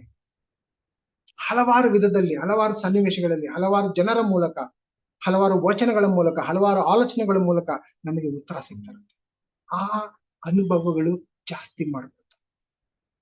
ಎಲ್ಲಿವರೆಗೂ ಯೇಸುವಿನ ಜೊತೆಲಿ ಆ ಹೃದಯದ ಬಿಚ್ಚಿ ಮಾತಾಡಿರುವಂತಹ ಅವ್ರು ಏನ್ ಹೇಳ್ತಾ ಇದ್ದಾರೋ ಅದನ್ನ ಹೃದಯ ಬಿಚ್ಚಿ ಕೇಳಿಸ್ಕೊಂತಾರ, ಈ ಅನುಭವ ಜಾಸ್ತಿ ಆಗ್ತಾ ಇರುತ್ತೋ ಉಗುರು ಬೆಚ್ಚಗಿನ ಜೀವನದ ಹೊರಗೆ. ಮೊದಲನೇದು. ಎರಡನೇದು, ಪರಲೋಕ ಅನ್ನುವಂತ ಸತ್ಯ ನಿತ್ಯ ಜೀವನದ ಬಗ್ಗೆ ಕಲ್ಪನೆಯನ್ನು ಜಾಸ್ತಿ ಮಾಡಿ, ಬೈಬಲಿಂದ ಅಧ್ಯಯನವನ್ನು ಜಾಸ್ತಿ ಮಾಡಿ. ಹೇಗಿರ್ಬೋದು ಅಲ್ಲಿರುವಂತಹ ಪರಲೋಕದ ಜೀವನ? ಆ ಪರಲೋಕದ ಜೀವನ ನಿತ್ಯ ಅಂತ ಅಪೊಸ್ತಲರಿಗೆ ಗೊತ್ತಿದ್ದು, ಅದಕ್ಕೋಸ್ಕರನೇ ಭೀಕರವಾಗಿ ಹತ್ಯೆ ಆಗ್ತಾ ಇದ್ರು ಕೂಡ ಅದನ್ನ ಅಂಗೀಕಾರ ಮಾಡ್ಕೊಂಡ್ರು, ಆಲಿಂಗನ ಮಾಡ್ಕೊಂಡ್ರು. ಪರವಾಗಿಲ್ಲ, ಯಾಕಂದ್ರೆ ಆ ನಿತ್ಯ ಜೀವನಕ್ಕೆ ಹೋಗ್ತಾ ಇದೀನಿ. ನಮಗೂ ಕೂಡ ಅದೇ ರೀತಿಯಂತ ಹುಮ್ಮಸ್ಸು, ಏನಾದ್ರೂ ಪರವಾಗಿಲ್ಲ ಅನ್ನೋಂತ ಮನಸ್ಸು ಬರ್ಬೇಕಂದ್ರೆ ಈ ಪರಲೋಕ ಅನ್ನೋದು ಸತ್ಯ ನಿತ್ಯ ಜೀವನ ಅನ್ನೋದು ನಮ್ಗೆ ಮಾಡಬೇಕ. ಹೇಗಾಗುತ್ತೆ? ಅವಾಗವಾಗ ಕಲ್ಪನೆ ಮಾಡಿ, ಅವಾಗವಾಗ ಪ್ರಾರ್ಥನೆ ಮಾಡಿ, ಅವಾಗವಾಗ ಸತ್ಯವೇದ ಓದಿ ಇನ್ನಷ್ಟು ಅರ್ಥ ಮಾಡ್ಕೊಳ್ಳಿ. ಪವಿತ್ರಾತ್ಮರ ಹತ್ರ ಕೇಳಿ, ಹೇಗಿರುತ್ತೆ ಪವಿತ್ರಾತ್ಮರೇ ಆ ಒಂದು ಪರಲೋಕದಲ್ಲಿ ಕೇಳಿ, ಉತ್ತರ ಪಡಿರಿ. ಇದೆರಡು ಮಾಡ್ತಾ ಇದ್ರೆ ನಮ್ಮ ಈ ಉಗುರು ಬೆಚ್ಚಿನ ಜೀವನದಿಂದ ಹೊರಗೆ ಬರಕ್ ಸಾಧ್ಯ. ಈ ನಿತ್ಯ ಜೀವನ, ಈ ಸಂಪೂರ್ಣ ಸಂತೋಷ ನಾವು ಹೇಗೆ ಅನುಭವಿಸಕ್ ಸಾಧ್ಯ ಆಗತ್ತೆ ಅಂತಂದ್ರೆ ಯೇಸು ಕ್ರಿಸ್ತರು ಶಿಲುಬೆ ಮೇಲೆ ಮಾಡಿರುವಂತಹ ಆ ಮಹಾತ್ಯಾಗದಿಂದ ಮಾತ್ರ ಸಾಧ್ಯ. ಈಗ ನಾವು ಕರ್ತರ ಭೋಜನದಲ್ಲಿ ಪಾಲ್ಗೊಳ್ಬೇಕಾದ್ರೆ ನನ್ನ ಬೇಡಿಕೆ, ಪ್ರತಿಯೊಬ್ರು ಯೇಸು ಕ್ರಿಸ್ತರು ನಿಮ್ಮ ಹೃದಯದ ಹೊರಗಡೆ ನಿಂತು ಬಾಗಿಲನ್ನು ತಡ್ತಾ ಇರೋದನ್ನ ನೋಡಿ ಅರ್ಥ ಮಾಡಿ, ಈ ಕರ್ತರ ಭೋಜನ ತಗೊಳ್ಬೇಕಾದ್ರೆ ಆ ಹೃದಯವನ್ನು ತೆಗೀರಿ. ಯೇಸು ಕ್ರಿಸ್ತರ ನನ್ನನ್ನ ಅಪಾರವಾಗಿ ಪ್ರೀತಿ ಮಾಡುವಂತ ದೇವರು ನೀವು ಶಿಲುಬೆ ಮೇಲೆ ಆ ಬಾಧೆನ ಅನುಭವಿಸಿದ್ರಿ. ನನಗೋಸ್ಕರ ಅದಕ್ಕಿಂತ ಜಾಸ್ತಿ ಪ್ರೀತಿ ಮಾಡಿದವ್ರು ಯಾರೂ ಇಲ್ಲ. ಅದನ್ನ ಅರ್ಥ ಮಾಡಿ ಮನಸ್ಸು ಬಿಚ್ಚಿ ಅವರನ್ನ ಹೃದಯದ ಒಳಗೆ ತಗೊಂಡು ಓಪನ್ ಆಗಿ ನಮ್ಮ ಹೃದಯದಿಂದ ಅವ್ರ ಹತ್ರ ಮಾತಾಡ. ಆ ಅನುಭವ ಪ್ರತಿಯೊಬ್ಬರಿಗೂ ಈ ಕರ್ತರ ಭೋಜನ ತಗೊಳ್ಬೇಕಾದ್ರೆ ಆ ಅನುಭವ, ಆ ರೀತಿ ಅನುಭವ ಆಗೋದಕ್ಕೆ ಪವಿತ್ರಾತ್ಮರಿಗೆ ಅವಕಾಶ ಮಾಡಿ. ಈ ರೊಟ್ಟಿ ತಗೋಬೇಕಾದ್ರೆ ಇದು ಯೇಸು ಕ್ರಿಸ್ತರ ದೇಹಕ್ಕೆ ಹೋಲಿಸುತ್ತೆ. ಈ ದ್ರಾಕ್ಷಾರಸ ಯೇಸು ಕ್ರಿಸ್ತರ ರಕ್ತಕ್ಕೆ ಹೋಲಿಸುತ್ತೆ. ಇದು ನಿಜ, ಇದು ಸತ್ಯ. ಯೇಸು ಕ್ರಿಸ್ತರು ನನಗೋಸ್ಕರ ಪ್ರಾಣ ಕೊಟ್ಟು, ಅವ್ರಿಗೋಸ್ಕರ ಇನ್ಮೇಲೆ ತಣ್ಣಗಾಗ್ಲಿ ಉಗುರು ಬೆಚ್ಚಗಾಗ್ಲಿ ಜೀವನ ಮಾಡ್ದಿರಾ, ದೇವ್ರಿಗೋಸ್ಕರ ಬಿಸಿಯಾಗಿ ಏನ್ ಮಾಡೋದಕ್ಕೂ ನಾನು ರೆಡಿ ಇದೀನಿ ಅನ್ನೋಂಥ ಬಿಸಿ ರಕ್ತವಾಗಿ ನಾವು ಕ್ರೈಸ್ತ. ಅದಕ್ಕೆ ಏನೆಲ್ಲ ತಯಾರಿ ಮಾಡ್ಕೋಬೇಕು, ಈ ಡಿಸೆಂಬರ್ ಅಲ್ಲಿ ತಯಾರಿ ಮಾಡ್ಕೊಂಡು 2024ಕ್ಕೆ ಕಾಲಿಡಬೇಕಾದ್ರೆ ಹೊಸ ವ್ಯಕ್ತಿಯಾಗಿ, ಅದಕ್ಕೋಸ್ಕರ 31st ನೈಟ್ ಅಂತ ಕಾಯೋದ್ ಬೇಡ, ಈಗ್ಲಿಂದನೇ ಹೊಸ ವ್ಯಕ್ತಿಯಾಗಿ ಜೀವನ ಪ್ರಯತ್ನ. ಸ್ವಂತ ಶಕ್ತಿಯಿಂದ ಸಾಧ್ಯ ಇಲ್ಲ, ಸ್ವ ಸಂಪೂರ್ಣತೆ ಸಾಧ್ಯವಿಲ್ಲ, ಸ್ವ ಅವಲಂಬನೆ ಸಾಧ್ಯ ಇಲ್ಲ ಅಂತಂದ್ರೆ ಸಾಧ್ಯ, ಬಟ್ ಅದರಿಂದ ಸಿಗುವಂತ ಫಲ ಅಲ್ಪ. ಸಂಪೂರ್ಣತೆ ದೇವ್ರ, ಆ ಸಂಪೂರ್ಣ ಪಡೆಯುವಂತಹ ಸಮಯ, ಅಂಗೀಕಾರ ಪಡುವಂತಹ ಸಮಯ ಈ ಕರ್ತರ ಭೋಜನ ತಗೊಳ್ಬೇಕಾದ್ರೆ ಆಗ್ಬೇಕು ಅಂತ ನಾನು ಪ್ರತಿಯೊಬ್ಬರಲ್ಲೂ ಬೇಡ್ಕೊತಾ ಇದ್ರೆ ಅವಕಾಶ ಮಾಡ್ಕೊಳ್ಳಿ. ಬನ್ನಿ ಅದಕ್ಕೋಸ್ಕರ ಪ್ರಾರ್ಥನೆ ಮಾಡೋಣ. ದೇವರೇ, ನೀವು ನಮ್ಮನ್ನ ಎಷ್ಟು ಪ್ರೀತಿ ಮಾಡ್ತೀರ ಅಂತ ಹೇಳಿ ನಾವು ಎಷ್ಟೇ ಅರ್ಥ ಮಾಡ್ಕೊಳಕ್ ಪ್ರಯತ್ನ ಪಟ್ರು ಕಮ್ಮಿನೇ ಸ್ವಾಮಿ. ಯಾಕಂದ್ರೆ ಅದೆಲ್ಲ ಮೀರಿ ನಮ್ಮನ್ನ ಪ್ರೀತಿ ಮಾಡ್ತೀವಿ. ಆ ಪ್ರೀತಿಗೋಸ್ಕರ ಕೃತಜ್ಞತೆ. ನಾವು ದೌರ್ಭಾಗ್ಯರು ಸ್ವಾಮಿ, ಕುರುಡರು ಸ್ವಾಮಿ. ನಮ್ಗೆ ಇದು ಅದು ಏನೇನೋ ಕೊಡ್ತೀರಂತ ನೀವು ವಾಗ್ದಾನ ನೀಡಿದ್ರೆ, ಆದ್ರೆ ನಿಮ್ಮ ಹತ್ರ ಬಂದು ತಗೊಳೋದ್ ಬಿಟ್ಬಿಟ್ಟು ಪ್ರಪಂಚದಿಂದ ಏನು ಕಾಣ್ತಾ ಇದೆಯೋ ಅದರಿಂದ ನಾವು ಓಡ್ತಾ ಇದ್ದೀವಿ. ಹುಚ್ಚರು ಸ್ವಾಮಿ, ನಮ್ಮನ್ನು ಕ್ಷಮಿಸಿ ಸ್ವಾಮಿ. ಈಗ್ಲೂ ಕೂಡ ಇಲ್ಲಿ ಈ ಒಂದು ವಚನನ ಯಾರೆಲ್ಲ ಕೇಳ್ತಾ ಇದಾರೋ ಅವ್ರ ಪ್ರತಿಯೊಬ್ಬ ಹೃದಯನ ನೀವು ತಡ್ತಾ ಇದ್ದೀರಿ. ಇರುವಂತ ಪ್ರತಿಯೊಬ್ಬರ ಹೃದಯ ತೆಗೆದು ಈ ಕ್ಷಣದಲ್ಲಿ, ಎಲ್ಲೋ ಆಮೇಲೆ ಅಂತಲ್ಲ, ಈ ಕ್ಷಣದಲ್ಲೇ ಪ್ರತಿಯೊಬ್ಬರ ಹೃದಯ ತೆರೆಯುವಂತ ಮನಸ್ಸು ಪ್ರತಿಯೊಬ್ಬರಿಗೂ ಕೊಡಿ. ಈಗಲೇ ನೀವು ನಮ್ಮ ಮನಸ್ಸಿನೊಳಗೆ ಬಂದು ನೆರೆದು ನಿಮ್ಮ ಹತ್ರ ಮಾತಾಡ್ಬೇಕಾದ್ರೆ ಆ ಒಂದು ಸುಖ, ಆ ಒಂದು ಸಂತೋಷ, ಆ ಒಂದು ಅನುಭೂತಿ ಬೇರೆ ಯಾವ್ದ್ರಿಂದನೂ ಸಿಗೋದಿಲ್ಲ ಸ್ವಾಮಿ. ಅಂತಹ ಅನುಭವ ಈಗ ಕರ್ತರ ಭೋಜನ ತಗೊಳ್ಬೇಕು, ನಮ್ಮ ಪ್ರತಿಯೊಬ್ಬರಿಗೂ ಆಗ್ಬೇಕು. ಈ ಕೂಟ ಮುಗಿಸ್ಕೊಂಡು ಹೋಗ್ತಾ ಇರ್ಬೇಕಾದ್ರೆ ಪವಿತ್ರ ಆತ್ಮರೇ, ನೀವು ನಮ್ಮ ಹೃದಯದಲ್ಲಿ ಎಷ್ಟು ಅದ್ಭುತವಾಗಿ ಕೆಲಸ ಮಾಡ್ತಾ ಇದ್ದೀರಾ ಅನ್ನೋಂತ ಅನುಭವ ಬರೀ ಅನಿಸಿಕೆ ಮಾತ್ರ ಅಲ್ಲ, ಬರೀ ಊಹೆ ಮಾಡ್ಕೊಳ್ಳೋದಲ್ಲ, ನಿಜವಾದ ಆ ಅನುಭವ ಪ್ರತಿಯೊಬ್ಬರಿಗೂ ಕೊಡ್ಬೇಕು ಅಂತ ಪರಲೋಕ ಅನ್ನೋದು ನಿಜ ಸತ್ಯ, ಸತ್ಯ ನಿತ್ಯ ಜೀವನ ಸ್ವಾಮಿ. ಇದು ನಮಗೋಸ್ಕರ ನೀವು ಕೊಠಡಿ ಸಿದ್ಧತೆ ಮಾಡೋದಕ್ಕೋಸ್ಕರ ಹೋಗಿದ್ದೀನಿ ಅಂತ ಹೇಳಿದ್ರಿ. ನೀವಿನ್ನು ಸಿದ್ಧತೆ ಮಾಡ್ಬೇಕು ಅಂತಂದ್ರೆ ನೀವೇನೆಲ್ಲಾ ತಯಾರಿ ಮಾಡ್ತಾ ಇರ್ಬೇಕು. ಅಂತಹ ಅದ್ಭುತಕ್ಕೆ ಸ್ಥಳ ತಗೊಂಡೋಗೋದಕ್ಕೆ ದಾರಿ ನಮಗೆ ಈ ಸ್ವರ್ಗ ಸ್ವಾಮಿ, ಈ ಒಂದು ಶಿಲುಬೆ ಸ್ವಾಮಿ. ಈ ಶಿಲುಬೆ ನಮಗೆ ಸಿಗ್ಬೇಕು. ಈ ಶಿಲುಬೆಯ ನಿಮ್ಮ ತ್ಯಾಗ ನಮ್ಮ ಪ್ರತಿಯೊಬ್ಬರಿಗೂ ಅರ್ಥ ಆಗ್ಬೇಕು. ಈ ರೊಟ್ಟಿನ ಮತ್ತೆ ಆಶೀರ್ವಿಸಿ. ನೀವು ಯಾವ ರೀತಿಲಿ ಈ ಲೋಕದ ಆಕರ್ಷಣೆಯಿಂದ ಕೆಳಗ್ ಬೀಳ್ದಿರ ಪರಿಶುದ್ಧವಾಗಿ ಜೀವನ ಮಾಡಿದ್ರು ಅಂತ ಪರಿಶುದ್ಧವಾದಂತ ಜೀವನಕ್ಕೆ ಶಕ್ತಿ ಕೊಡಿ ಅಂತ ಹೇಳ್ಬೇಕು. ನಾವು ಪಾಪಿಗಳು, ನಮ್ಮ ಎಲ್ಲಾ ಪಾಪಗಳು ನಿಮ್ಮ ರಕ್ತದಿಂದ ತೊಳೆದಾಗಿದೆ. ನಿಮ್ಮ ರಕ್ತದ ಶಕ್ತಿ ಅದ್ಭುತವಾಗಿದೆ. ನಾವು ಪಾಪ ತೊಳೆದು ಹೊಸ ಜೀವನವಾಗಿ ಜೀವಿಸ್ತಾ ಇದ್ದೀರಿ. ಈಗ ಆ ನಿಜಾಂಶ ಪ್ರತಿಯೊಬ್ಬರಿಗೂ ಅರ್ಥ ಆಗ್ಬೇಕು. ಅದರಿಂದ ಶಕ್ತಿ ಬರ್ಬೇಕು. ನಿಮ್ಮೇಲೆ ನಾನು ಯಾವ್ದು ಪಾಪ ಮಾಡೋದಿಲ್ಲ, ಪಾಪವಿಲ್ಲದಂತ ಅದ್ಭುತವಂತ ಜೀವನ ನಡೆಸೋದಕ್ಕೆ ನನಗೆ ಶಕ್ತಿ ಈ ಒಂದು ರಕ್ತದಿಂದ ಸಿಗ್ತಾ ಇದೆ. ಆ ನಿಜಾಂಶ ಪ್ರತಿಯೊಬ್ಬರಿಗೂ ಅರ್ಥ ಆಗ್ಬೇಕು. ಆ ರೀತಿಯಲ್ಲಿ ಅರ್ಥ ಆಗೋ ರೀತಿಯಲ್ಲಿ ಈ ದ್ರಾಕ್ಷಾರಸನ ಮುಟ್ಟಿ ಆಶೀರ್ವಾದ. ನಮಗೋಸ್ಕರ ಎಷ್ಟೆಲ್ಲಾ ಪ್ರಯತ್ನ ಪಡ್ತಾ ಇದ್ದೀರಿ ಸರ್, ನಮಗೋಸ್ಕರ ಎಷ್ಟೆಲ್ಲ ಯಾತನೆ ಪಡ್ತಾ ಇದ್ದೀರಿ ಸರ್, ಅದಕ್ಕೋಸ್ಕರ ಕೃತಜ್ಞತೆ. ಈಗಲೂ ಕೂಡ ಅನೇಕರು ಕಷ್ಟದಲ್ಲಿದ್ದಾರೆ, ನಷ್ಟದಲ್ಲಿದ್ದಾರೆ, ನೋವಿನಲ್ಲಿದ್ದಾರೆ, ಗೊಂದಲದಲ್ಲಿದ್ದಾರೆ, ಸಂಶಯದಲ್ಲಿದ್ದಾರೆ, ಏನ್ ಮಾಡ್ಬೇಕಂತ ಗೊತ್ತಿಲ್ದಿರ ಕುರುಡರಾಗಿದ್ದೀರಿ. ಯಾರೀ ತೋರಿಸಿ ಪವಿತ್ರಾತ್ಮರೇ, ಈ ಪಾಠ ಕೇಳ್ತಾರಂತ ಪ್ರತಿಯೊಬ್ಬರ ಮನಸ್ಸು, ಹೃದಯ, ಜೀವನ ಹೇಗಿದೆ ಅಂತ ಹೇಳಿ ನಿಮ್ಗೆ ಗೊತ್ತಿದೆ. ನೀವೇ ಮಾರ್ಗದರ್ಶನ. ಈ ಕಲ್ಲು ಹೃದಯ ತೆಗೆದಾಕಿ ನಿಮಗೋಸ್ಕರ ಬಡಿತವಾಗುವಂತ ಮಾಂಸದ ಹೃದಯ ಕೊಡಿಸು.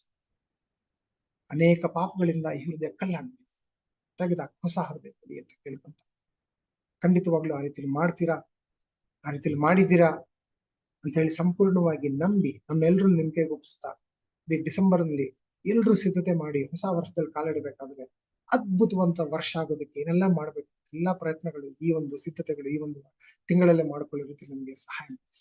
ಈ ಒಂದು ಕ್ರಿಸ್ಮಸ್ ಆಚರಣೆ ಮಾಡ್ಬೇಕಾದ್ರೆ ನಿಜವಾಗ್ಲೂ ಅರ್ಥಭರಿತವಾದಂತಹ ಯೇಸು ಕ್ರಿಸ್ತರು ನನಗೋಸ್ಕರ ಈ ಭೂಮಿಗೆ ಬಂದ್ರು, ಮನುಷ್ಯರಾಗಿ ಜೀವನ ಮಾಡಿದ್ರು, ನನಗೋಸ್ಕರ ಪ್ರಾಣ ತ್ಯಾಗ ಮಾಡಿದ್ರು, ನನಗೋಸ್ಕರ ಪುನರುತ್ಥಾನರಾಗಿ ನಾನು ಇಡೀ ಮರಣವನ್ನೇ ಜಯಿಸಿದ್ದೀನಿ ಅಂತ ತೋರಿಸ್ಕೊಟ್ರಿ ಸ್ವಾಮಿ. ನಮ್ಮನ್ನ ನಿತ್ಯ ಜೀವನ ತಗೊಳೋದಕ್ಕೋಸ್ಕರ ನೀವು ಅನೇಕ ಪ್ರಯಾಸ ಪಡ್ತಾ ಇದ್ದೀರ ಅನ್ನೋಂಥ ಸತ್ಯಾಂಶ ಪ್ರತಿಯೊಬ್ಬರಿಗೂ ಮನದಟ್ಟಾಗಿ ಇನ್ನಷ್ಟು ಉತ್ತಮವಾದಂತ ಕ್ರೈಸ್ತರ ಜೀವನ, ಇನ್ಮೇಲೆ ತಣ್ಣಗಾಗ್ಲಿ ಉಗುರು ಬೆಚ್ಚಗಾಗ್ಲಿ ಆಗಿರೋ ಬಿಸಿಯಾಗಿ ಜೀವನ ಮಾಡೋದಕ್ಕೆ ಸಹಾಯ ಮಾಡ್ತೀರಿ ನಂಬಿ ನಮ್ಮೆಲ್ಲರನ್ನು ನೆನಪಿಗೊಳಿಸ್ತಾ ಈ ಒಂದು ಪ್ರಾರ್ಥನೆ ಯೇಸುವಿನ ನಾಮದಲ್ಲಿ ಕೇಳಿ ಮುಗಿಸ್ತಾ ಇದ್ದೀನಿ. ಆಮೇಲೆ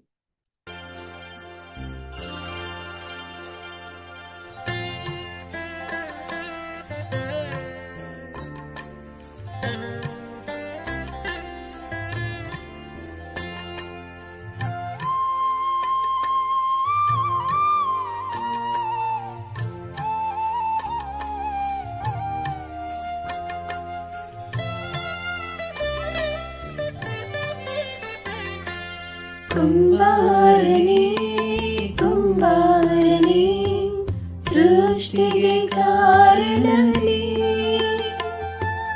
ಜೇಡಿ ಮಣ್ಣಾದ ನನ್ನನು ದೃಷ್ಟಿಸಿ ನೋಡಿದೆನಿ. ಕುಂಬಾರನೇ ಕುಂಬಾರನೇ ಸೃಷ್ಟಿಗೆ ಕಾರಣನೇ, ಜೇಡಿ ಮಣ್ಣಾದ ನನ್ನನು ದೃಷ್ಟಿಸಿ ನೋಡಿದೆನಿ.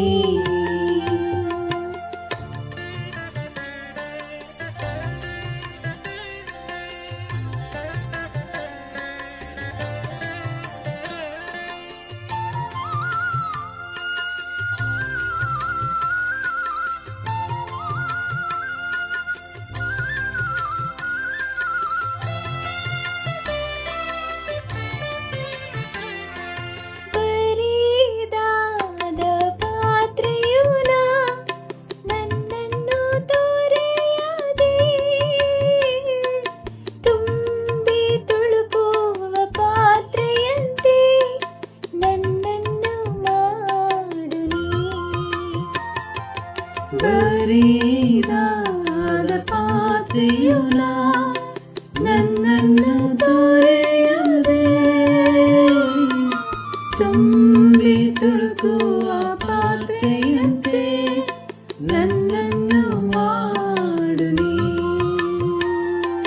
ವೇದದಿ ಕಾಣುವ ಪಾತ್ರೆಯಂತೆ ಯೇಸುವ ಹೊಗಳುವೆ, ನನ್ನನ್ನು ಅಂತಹ ಪಾತ್ರೆಯಂತೆ ಬಳಸಿಕೊಳ್ಳು ನೀ. ಕುಂಬಾರನೇ ಕುಂಬಾರನೇ ಸೃಷ್ಟಿಗೆ ಕಾರಣನೇ, ಜೇಡಿ ಮಣ್ಣಾದ ನನ್ನನು ದೃಷ್ಟಿಸಿ ನೋಡಿದೆನಿ.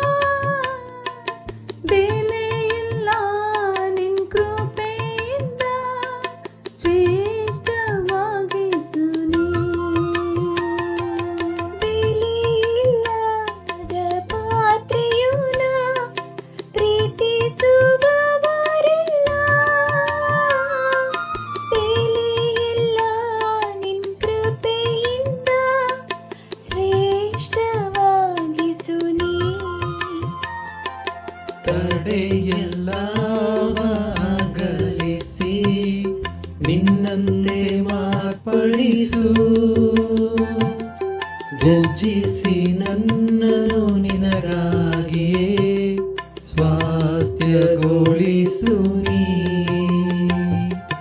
ಕುಂಬಾರನೇ ಕುಂಬಾರನೇ ಸೃಷ್ಟಿಗೆ ಕಾರಣನೇ, ಜೇಡಿ ಮಣ್ಣಾದ ನನ್ನನು ಸೃಷ್ಟಿಸಿ ನೋಡಿದೆ ನೀ. ಕುಂಬಾರನೇ ಕುಂಬಾರನೇ ಸೃಷ್ಟಿಗೆ ಕಾರಣನೇ, ಜೇಡಿ ಮಣ್ಣಾದ ನನ್ನನು ಸೃಷ್ಟಿಸಿ ನೋಡಿದೆ ನೀ.